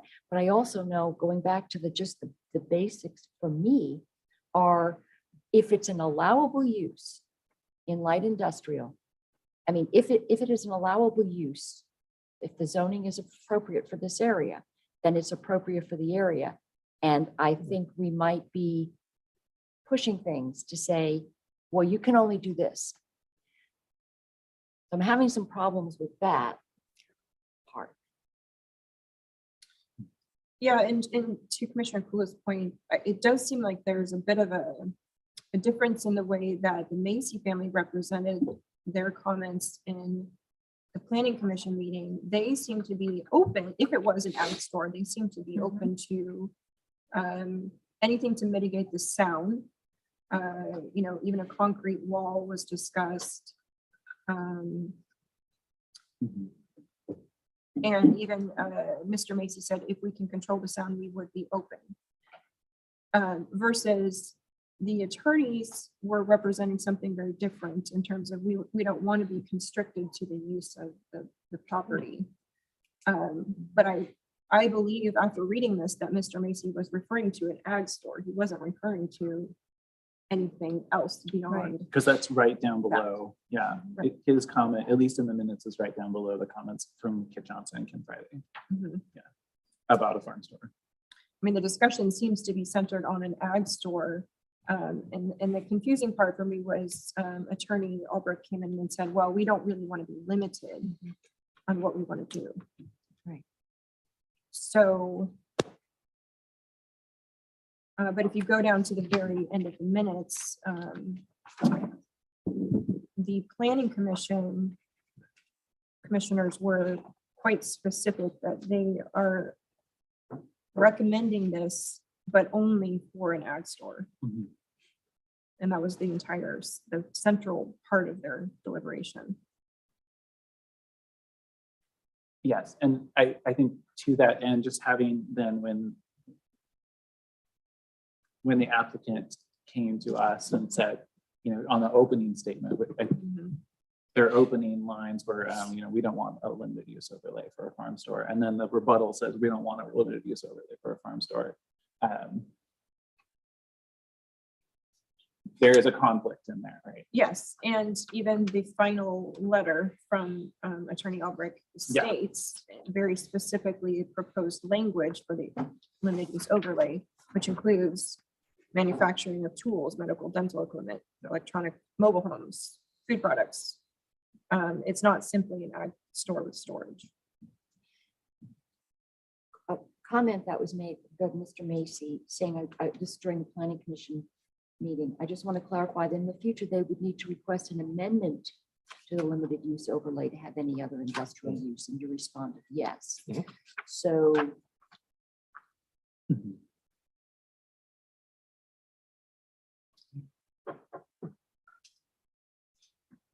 And Chair, if I may, Sure. I see that we have, I believe that's the attorney, Elaine Aldrich, has been raising her hand in the audience, but unless, but I mean, the record is closed at this point. And I just wanted to because we don't have the ability to communicate, and I see the hand going up. I just want to acknowledge that we see the hand, Yeah. but the hearing is closed. So in the totality of it, where we see the applicant is like, we don't want a limited use overlay, and yet the conversation that was in the planning commission was really clearly about a farm store. There's really like, I see two paths where we are respecting the concerns of the neighbors, and we're also respecting the planning commission members and their discussion, and respecting the applicant that it sounds like they've changed their mind or changed their goals. So there would be, I can see we could approve it with the limited use overlay just for farm store, that language, and then the applicant, decides essentially, hey, that's not what I asked for. Now we have to go through the process of changing the limited use overlay. Or we could deny it and deny the whole application and have them come back with what they actually want. I mean, I'm sure that there are other versions of this, but one that respects all the parties involved those are the two things I can see. And I was just wondering about the, again, to go through the process of the expense, when perhaps maybe, this was a placeholder to get agreement to allow this to go forward. But if it's not ideally what they're looking for, we still have the same issue with the neighboring property with the same concerns, only now times 10, because there were considerations for a berm. Okay, if we just do this, then we can do a berm. And now if you're looking at opening it up to even more options, I think there would be more concerns. So I don't see this getting simpler. Yeah. I see it getting more complex. I see what you mean. Yes, and I wouldn't be open to just approving it with no limited use overlay. I mean, I think this whatever happens here is going to have sideboards on it, whether it happens now or later. But if we don't approve, then they're back to square one entirely. They cannot develop what they are intending to. I mean, they can apply for a zone change of POZ without a limited use overlay. Yes, but I'm saying if we approve with the limited use overlay, at least they get to develop a farm store I see what with, you mean. with a subsequent site design review to discuss the berm or the wall or whatever it is. So at this point, I would ask for, and whether Director Friday wanted to weigh in on that very question about starting from scratch. Oh, I hate to start from scratch. No, not you, but Yeah. just the process. No, I mean, for the applicant too, I would hate to have that happen, where they would have to start from scratch. And there's also I don't have a copy of my ordinance here because I thought, well, I've got everything. But there's a provision about, you need to wait a year to, if it's substantially the same application. And then there's a question about whether it be substantially the same application. So, if you're persuaded by additional items, fine. I'm not, just based on what I saw and what I have read through the application, but it's whatever, a reasonable person decides. And,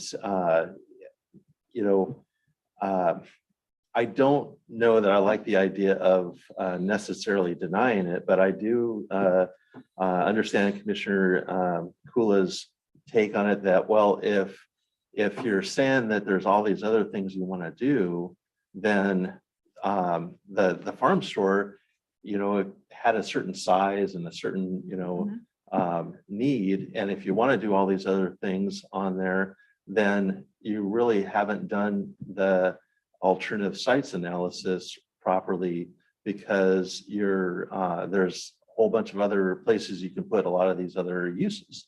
And so, he pointed that out to me. I've thought about it, and that's a good point, that, maybe they need to, re-justify that. So we are, giving them if it was with a limited use overlay, they would at least still have the light industrial zoning. And so that wouldn't be a question, but then is it fair later on for them to come back and ask for all these other uses and try to justify all those other uses? So, Given that the ask. Yeah. It's, but, we don't deny very many. If it ends up getting denied, that's land use sometimes. But I always prefer to see if we can get an applicant through the process, if at all possible. This is a way that I felt that they had done enough to justify a farm store and some other related uses to the farm store. And that was presented at the Planning Commission. The Planning Commission agreed with that. So the only other thing I can think of that I'm loath to suggest is the board could send this back to the Planning Commission and ask the Planning Commission to take another look at this. AKS Engineering and Elaine Albrecht can then try to justify it of the other uses maybe a little bit better. And it's kind of a way to punt. I agree, but it does sound like there's not necessarily agreement amongst the board to go forward with this at this point. So if we just deny it, you said there's a year waiting time Yes. for reapplying. Yeah, to reapply for substantially the same. And they could make an argument that, well, it's not substantially the same because we're asking for these other uses, and that would be fine. yeah. I would, that's yeah. Chair, if I may. Sure. Ken, a question about the proposed condition language that was proposed by Attorney Albrecht, where she talked about adding those following condition language to address those, which would include the manufacture of tools, dental equipment, farm industrial, warehousing, wholesale storage, and motor freight terminals contained only within a building. So is it sort of an either or, where ideally, since light industrial could include these things, but then they've narrowed it down to say, well, it would just be an ag store, and that might not be what they really want. Would there be an opportunity at this point to include some of those other uses?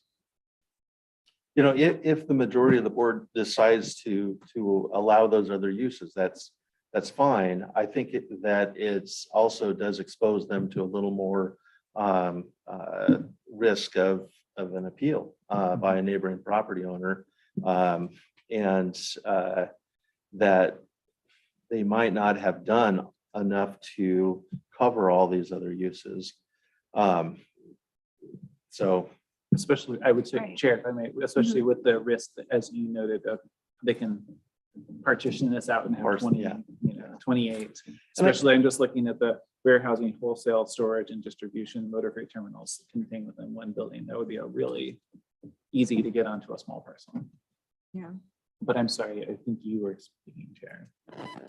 No, I don't have it in front of me, but I mean, clearly the proposal that was put in front of the Planning Commission was specific to a farm store ag building. And so I don't know where along the way it kind of expanded into, well, we don't really want the limited use overlay because we are not sure. I think it was at the beginning of the Planning Commission, wasn't it? But sorry, Commissioner Stair was about to say something. No, go ahead. When you finish that, I'll have a thought. In the presentation at planning, at least in the minutes, it says this is also could be used for some other things. But I just don't see that the record has the evidence for the other things, I guess. Right. And I mean, I guess it's not really our concern whether they follow through with building an ag building or not. That's not what we are here to decide. So, Right, I'm looking at staff recommendation, and maybe is it appropriate for Lance to weigh in here? Please, I was just thinking that. you know. Yes, ma'am. Take a stab at this, Lance. What's the question specifically? Oh. Just on how specific the language is and how we arrived at that? Well, I was looking at under staff recommendation when we talked about recommending the approval of the application with those conditions that were proposed Yes, ma'am. that included the limited use overlay. Yeah, and when that came up at the planning commission, that's the first time I recall the applicant asking for a broader use. Okay. And when the planning commission was asking staff about why we felt like the limited use overlay was fair, was that was not only the evidence that was presented to the surrounding property owners, but also to some of our partner agencies like ODOT and Public Works and the fire department. And so when we received those comments from those agencies, they were just looking at the farm store. That was, I thought the applicant did an excellent job justifying that use. They gave us a site plan. They described economically why it needs to be there and why that property fits their need. And that's right. That was my response to the planning commission was they did an excellent job justifying this one use. And that's how we evaluated it. And surrounding property owners were able to kind of conceptualize it in their mind. And government agencies evaluated the infrastructure to say, okay, can this use be put there? And I think potentially other agencies would say, well, if there was going to be a motor freight terminal or some sort of light manufacturing, that might inform other infrastructural developments that would need to be put in place. And potentially those could be addressed in the site design review, but it might have engendered more comments that and more conversation amongst the planning commission. So that was how staff arrived at that conclusion. Thank you. And I think that pretty much sums up really what's before us. Mhm. The other stuff is peripheral. Yeah. We don't get to go, future tripping on what some new property owner might do or what the current applicant might do. I Yeah. think what's before us and what was before the planning commission really comes down to what's before us today, and that's to approve the application with the approve the application. I'll leave it there. Mhm. Thank you. Yes, ma'am. Or not approve it. Yeah, and I agree that Mhm. the limited use overlay really was done because I think the conversation would have been very different if it was the entire scope of what would be allowed here. Right. Commissioners, any other additional concerns? No, No, I really appreciate yeah, thank all you. of you Lance. asking and adding comments you. and providing your thoughts. Thank you.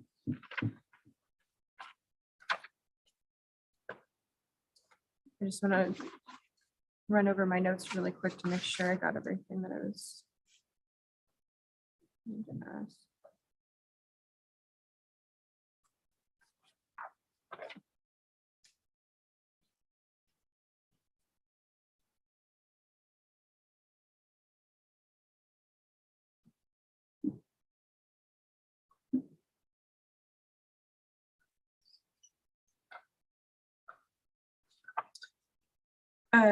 Ken, I don't know if you could describe a little bit about what this particular property has been used for. It's in a batch plant. Yeah, in the past, the Lone Oak Road has had an interesting history. It's kind of, it's zoned for rural residential, but it really has more light industrial uses. And in the past, it had been used as a asphalt batch plant, or at least a temporary batch plant site. And so this property, the suggestion of it going to something like a farm zone and then putting a farm store on it as a conditional use, it doesn't really lend itself very well to being in a farm zone. And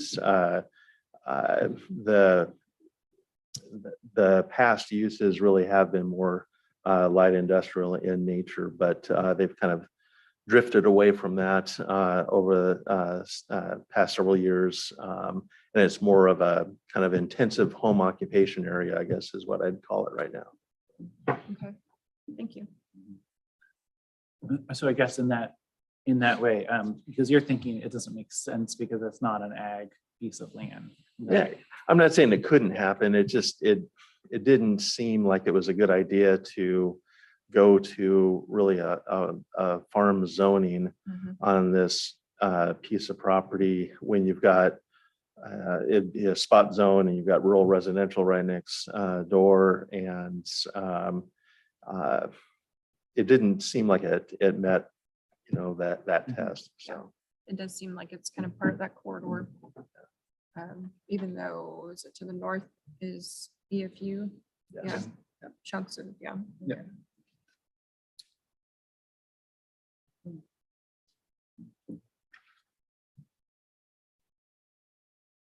Well, commissioners, I would be inclined to approve it as proposed by the planning commission and staff recommendation.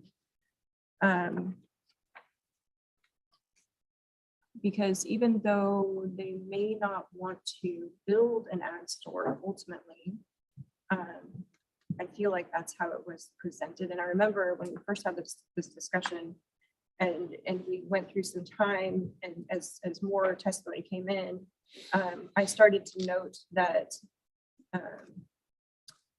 their comments changed from just ag store to, well, we might want to do, X, Y, and Z other things. And I thought, well, at least they're being honest.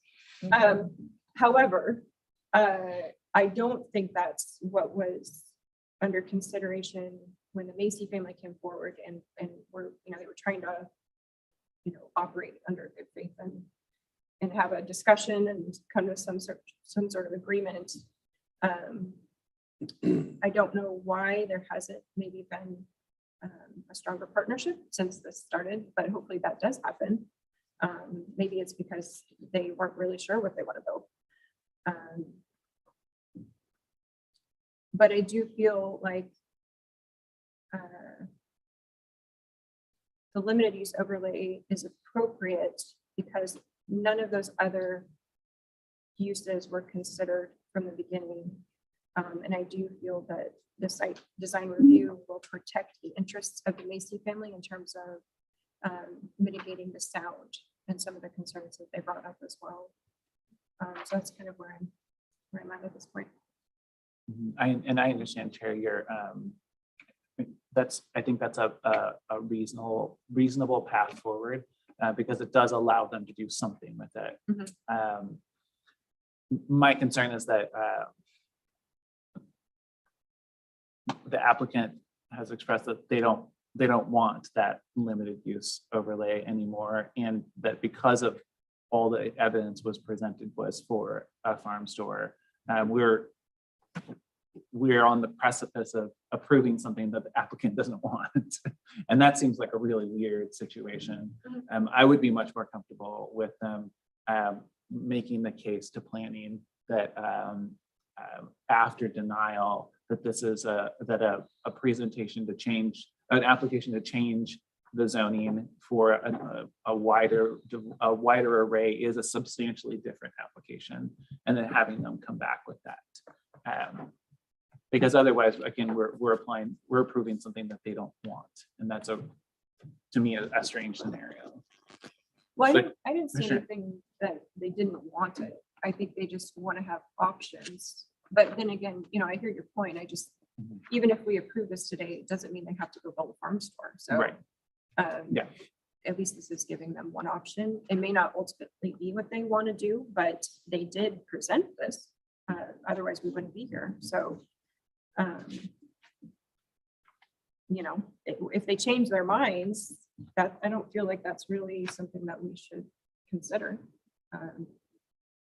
They have the right to do that, and they have the right to not develop it if they don't want to. So, Chair, I would just note that during the proposed condition, this was proposed condition language. It was not part of the original request because the applicant proposes the following condition language to be addressed.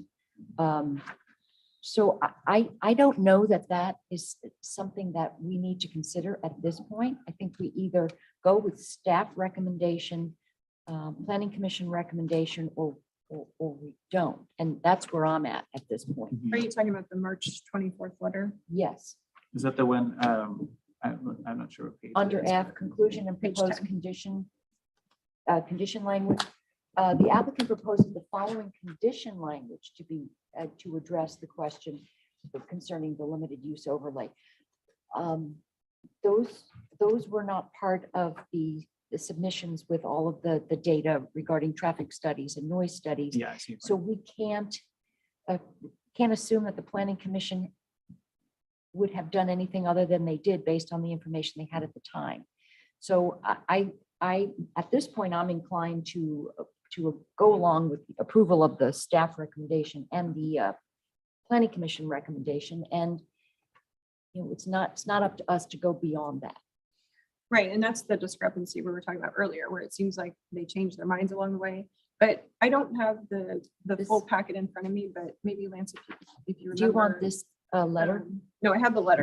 I just mean from when this started and the discussion started, there clearly was someone from the applicant's team who brought forward, well, we might want to put a farm store there. Because otherwise I don't see how the planning or why the planning commission would have singled that out. Yeah, and that was the use that they presented in the application was their economic analysis looked at this farm store and its attendant kind of supporting uses, the warehousing. And that's what their traffic analysis looked at. Right. And so when I was preparing the staff report, they didn't present any other ideas, you know, even just spitballing ideas. It was just about that one use. And so staff was surprised when that came up at the planning commission hearing, that all of a sudden they were a little leery of that limited use overlay, but everything that we had evaluated up to that point just focused on that one use. And yeah, so that, Okay. yeah. And if I could add the executive summary, looking at September 2021 AKS Engineering Executive Summary, the first few sentences, this application is submitted on behalf of Town Investments LLC to facilitate the development of an agricultural warehouse and retail supply store. The property is located within unincorporated Yamhill County, et cetera. So- Agricultural warehouse and supply store. Okay, so it's specific. Mhm.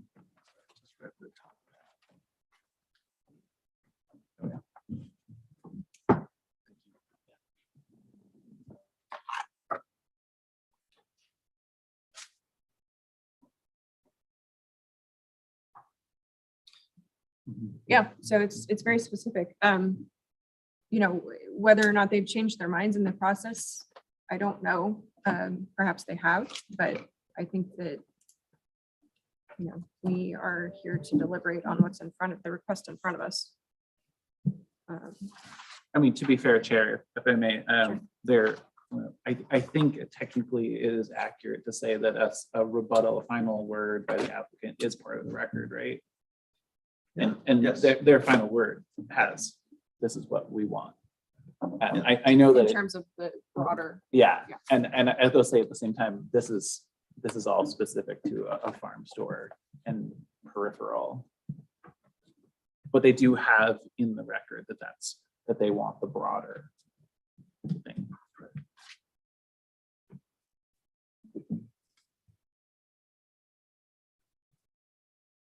okay.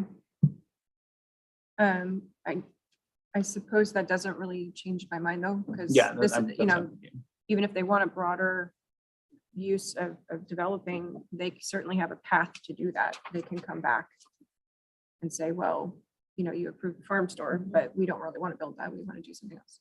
So we're back and we would like consideration of something else. So that's what I'm saying. It doesn't really weigh on me that they may have changed their minds, or they may want to expand it, or they may decide against it altogether and just sell it. I don't know. So, you know, I think the restrictions that we're discussing are in place because of the concern over the Macy families' concern that they brought forward.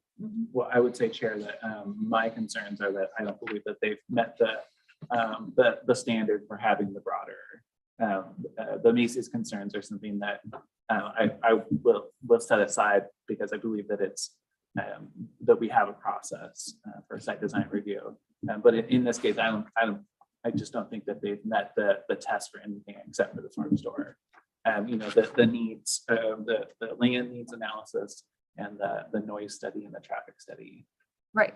Well, I would Just agree, I would agree with you. Okay, I just wanted to make sure. But that's not what we're being asked to approve.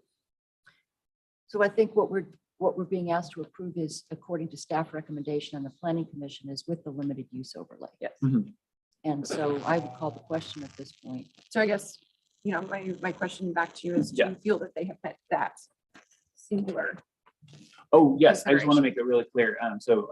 That I think the concerns of the Macy's are real and legitimate. Yes. And my view was that the broader overlay had not been done. So Absolutely. just because we're in that record, Yeah. I No, I want to make think- sure I that think it's it is clear. mine. Sorry. Yeah, no, because as you pointed out, there were none of the studies done for any of the other uses. So it's legitimate for there to be concern about those when we don't know what they are, but we do know what the proposed ag store would be. So I understand the Macy's concern, and I think that's what we're here to decide. Okay, my final question that I could chair, or sorry, Commissioner, Mhm. before in voting. Well, I would want at this to- point, I just want to clarify that there's been no motion. That's made. right. So Commissioner Starrett had said. there would have to be a call motion yeah. made and then, to call for the Yeah. question. And Commissioner Starrett, before you call the question or make a motion, do you mind if I ask a question Oh, of staff? yeah. Okay. So with this limited use overlay, one of the things that I think it was Lance who observed first, but maybe it was Director Friday, was the concern about that this parcel, once it goes into light industrial zone, could be subdivided quite a bit, and that really does change the traffic or the traffic study and traffic patterns. It really changes everything to me. But with the limited use overlay that's been proposed, is there still that ability, to have 28 grow stores or shipping terminals within that? Yeah. Okay, that's what I thought. Yeah. Yeah. There, now, that's theoretical and they would be pretty small stores, but yeah, that is potential. It would be, okay. Because I was just realizing that the part of my concern is how that, if we're not saying this is what we're approving a one store, a Wilco or a Vineyard Supply or whatever. If that's not really what we're approving, which we're not approving, we're just approving the zone change. I'm a lot more hesitant to vote yes on the proposed, the motion that doesn't exist yet. Okay, well, now you confuse me even more.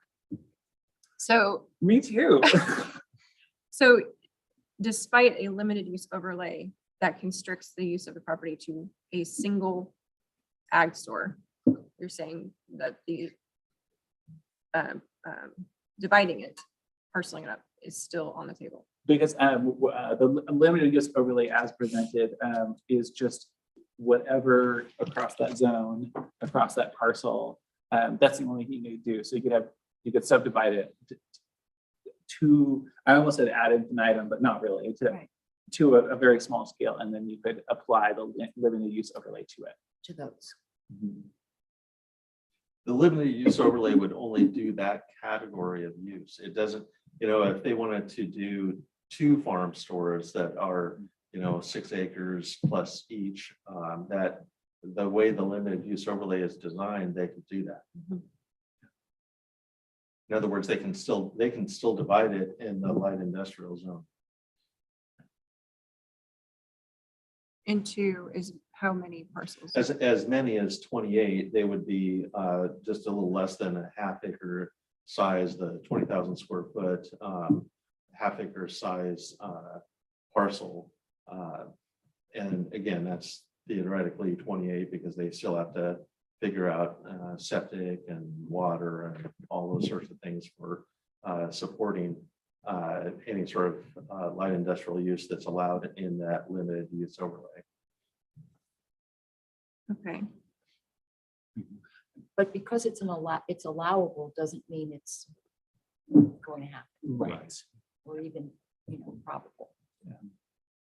and what's the backstop for 28 different farm stores? The way that the limited use overlay as designed would as presented is there wouldn't be any way to stop someone from putting on 28 small stores. But with that, with this zone, you can only cover 30%. The parcel coverage standard is 30% of the parcel. So it's really, the store would only be 30% of that 20,000 square foot minimum lot size. Okay. And then let's just say they had 28 different parcels. Each of those have to go through site design review Yes. process. Sorry to add a Okay. wrinkle in there. It just occurred that's to a big me. wrinkle. Yeah. I was like, Yeah. oh, Yeah, Okay.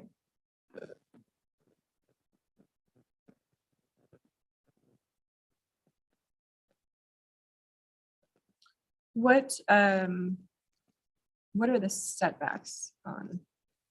I think it's 30, 30, and then is it 15 and 15? 30 feet for that zone?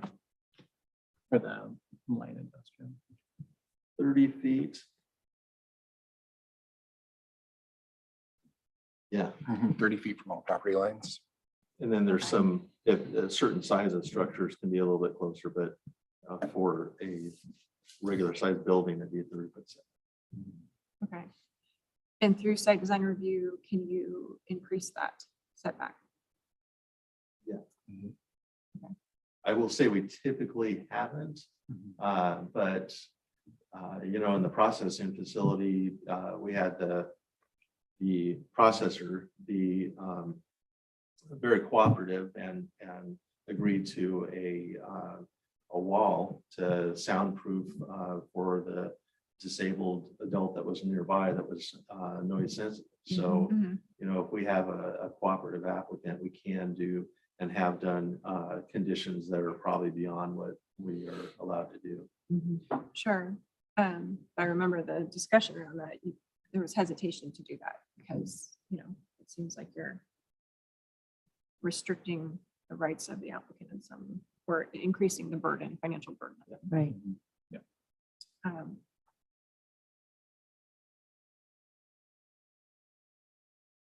Okay. Commissioner Sarah, does that change your view of this, that it can be parceled into? No, because again, that's not what we're here to decide or to weigh in on. I mean, we're talking about a zone change. And that's kind of what it boils down to. Well, perhaps, maybe this won't change your mind, but I'm just thinking about this in terms of the evidence presented in the record, following the laws that we have, was really for a rough draft of a single farm store. If we are, because the proposal in front of us is to change the zoning, the laws that govern that then zone are what the parcel and parcels then in the future will be governed by, including many farm stores. And that would be the traffic study would be inappropriate that we have in front of us, for example, for that. And so I'm just realizing it strengthens to me the caution about approving this with a limited use overlay, because again, we're saying this is the only thing you can do with this parcel now, but within it, the studies don't really, they would not be applicable to all the possibilities even within that proposal. So to me, I'm like, when we're then saying, oh, that the applicant actually doesn't want this thing that we're proposing, I would be much more inclined, and then I know it sounds dramatic, but to deny and then have them come back with a proposal that's substantively different. So it was 13 acres, the total parcel. Yes, ma'am. So what about that? So if they are technically allowed after, if we prove this, to build 13 different, let's just say they parcel it into an acre each, 13 different ag stores or storage buildings. Their traffic study doesn't apply to that. And we can request that in the site design review process. So if someone came in and we received approval for a partition and they created, 4 more lots, now there's 5 lots, and each one of those wants to have a farm store or warehousing store. When those applications came in, we could say, hey, we need a traffic impact analysis before we can proceed with reviewing this application. Or sometimes, like in this case, they submit one along with the application and we can pass it along to our partners at Public Works and at ODOT and take in comment from those agencies and from surrounding property owners. So there is maybe not a backstop as you're envisioning it, but there is at least greater evaluation when those applications come in. Okay. And if ODOT says you can't put 6 different stores in here, I mean, there's huge safety implications for 99W. Mhm. What then? Then you can deny a site design review. It's rare, but you can deny a request that has not been shown to satisfy state safety standards. Okay. I just want to make sure to clarify that is different than the processing facility. The agricultural processing facility has language in it that specifically says their conditions are not to be written to a point that it denies the use. That's different than in a light industrial zone. So you could deny a use based on it not having appropriate access, or require them to put in appropriate access that is approved by ODOT. Yeah. Good. Okay. Okay, well, I think I've heard enough of the testimony. Commissioners, any further questions on our staff or? Thank you. Do I have a motion to approve the staff recommendation with the limited use overlay for an agricultural business? Chair, I would move approval of the application based on the staff recommendation and the Planning Commission's recommendation. Thank you. Commissioner Sterrett moves approval. Is there further discussion? Chair, I would just ask, With the limited use overlay. Is that? I believe that's part of the staff. it. Yeah. So I didn't mention. Any further discussion? We've talked about this a lot now, but I would say that again, we know that the applicant doesn't want this. They want a much broader array of things. I think that we need to. I would appreciate us respecting that by denying it and having them come back with a substantially different application, even though I believe that they have met the conditions for a farm store specific overlay. Yeah, and I feel like they wouldn't have put all the time and money into this if they, if they didn't want to have this as an option. So I hear what you're saying. Yeah. And that was confusing as part of the record, but I do believe that this is where it started. And I also believe that the concerns of the Macy family can and will be addressed in site design review, as well as some of those backstops with what we would be approving. So if there's no further discussion, I will ask for the vote. So all those in favor of approving the staff recommendation to, let me rephrase that. All those in favor of approving a comprehensive plan amendment from very low residential, density residential to industrial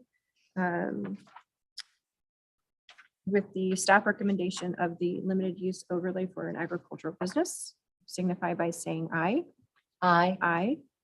All opposed, same sign. Aye. Okay, let the record show that Commissioner Bershauer and Commissioner Starrett voted in the affirmative and Commissioner Kula voted in the negative. With no offense to staff. Thank you. And thank you. For I all of your appreciate work. all And so- the time and effort, and as Commissioner Starrett stated, there was a lot of emotion in this particular application. So And so Appreciate that. I think we would work with the applicant's attorney and come back with findings in 3 weeks, probably. Okay. Seeing if legal counsel has any concerns. Okay. Sounds good.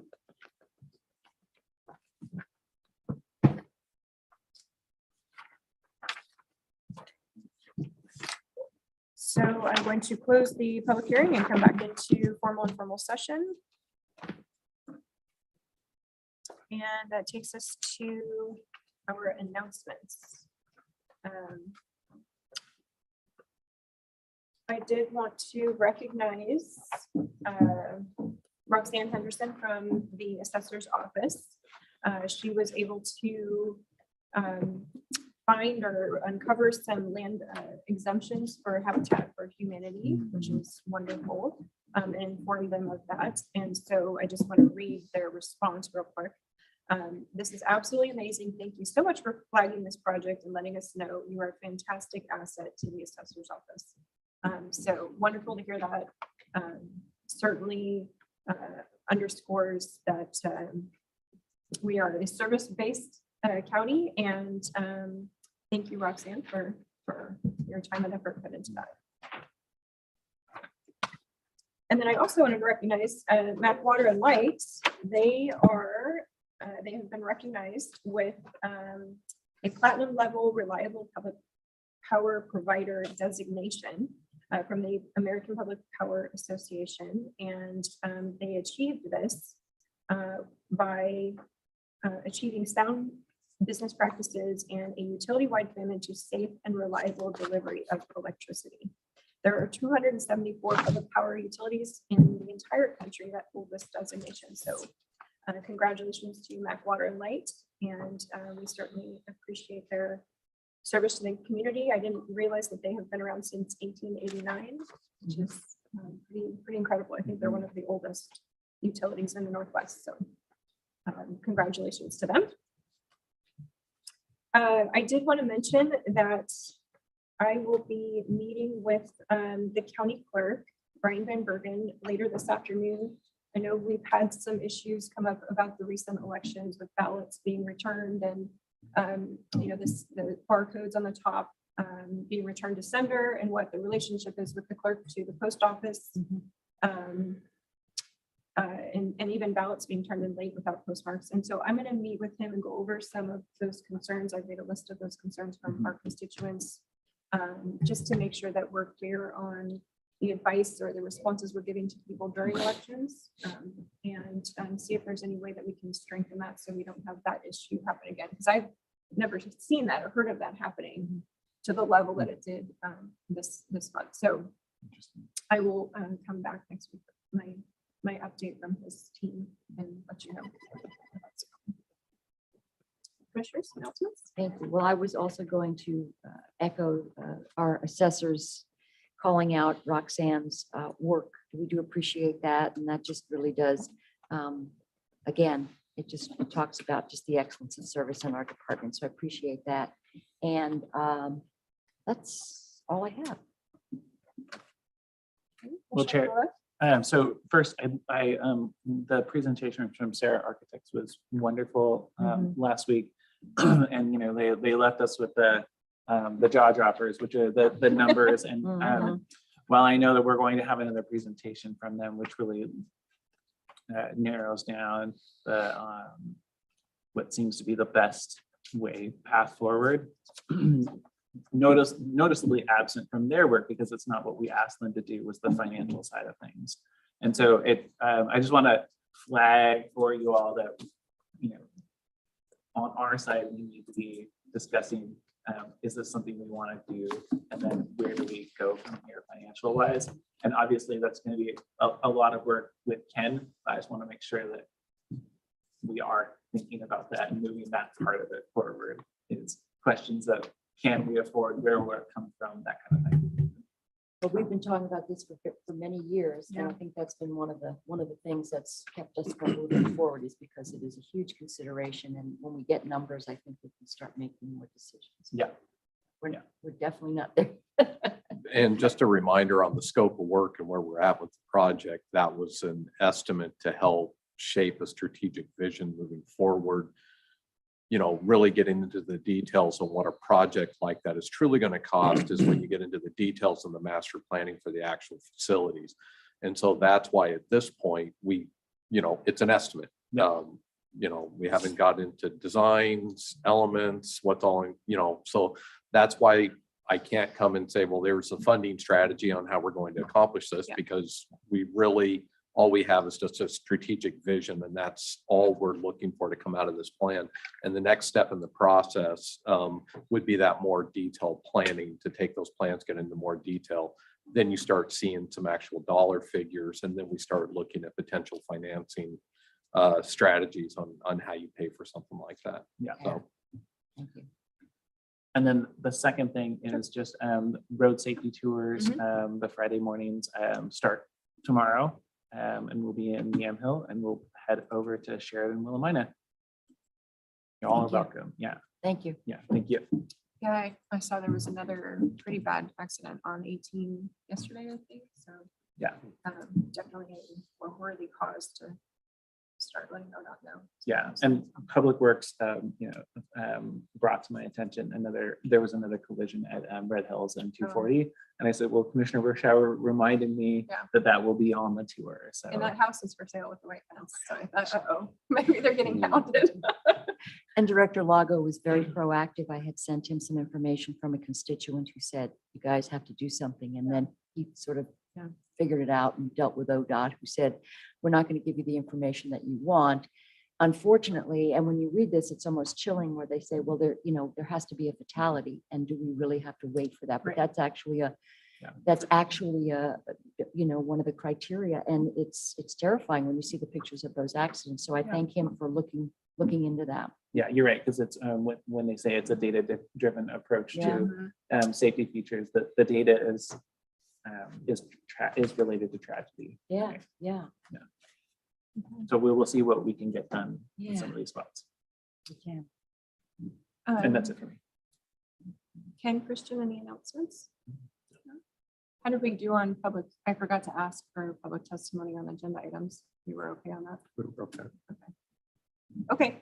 And then I just want to give a shout out to the third grader from Yamhill Carlton Elementary School, Taylor Snyder, who was awarded and recognized yesterday for saving his classmate who was choking on a piece of popcorn. He actually stood up and did the Heimlich on her, and it worked and saved her life. And so he was recognized by the fire department and Carlton PD. He was all over the news. Wow. A wonderful honor, definitely a hero. So I want to recognize him as well. Okay, so if there's nothing else for the good of the order, we are going to adjourn the Yamhill County Board of Commissioners meeting for March 31st. And I hope everybody has a good weekend. Thank you, Chair. Thank you, Chair. Thank you.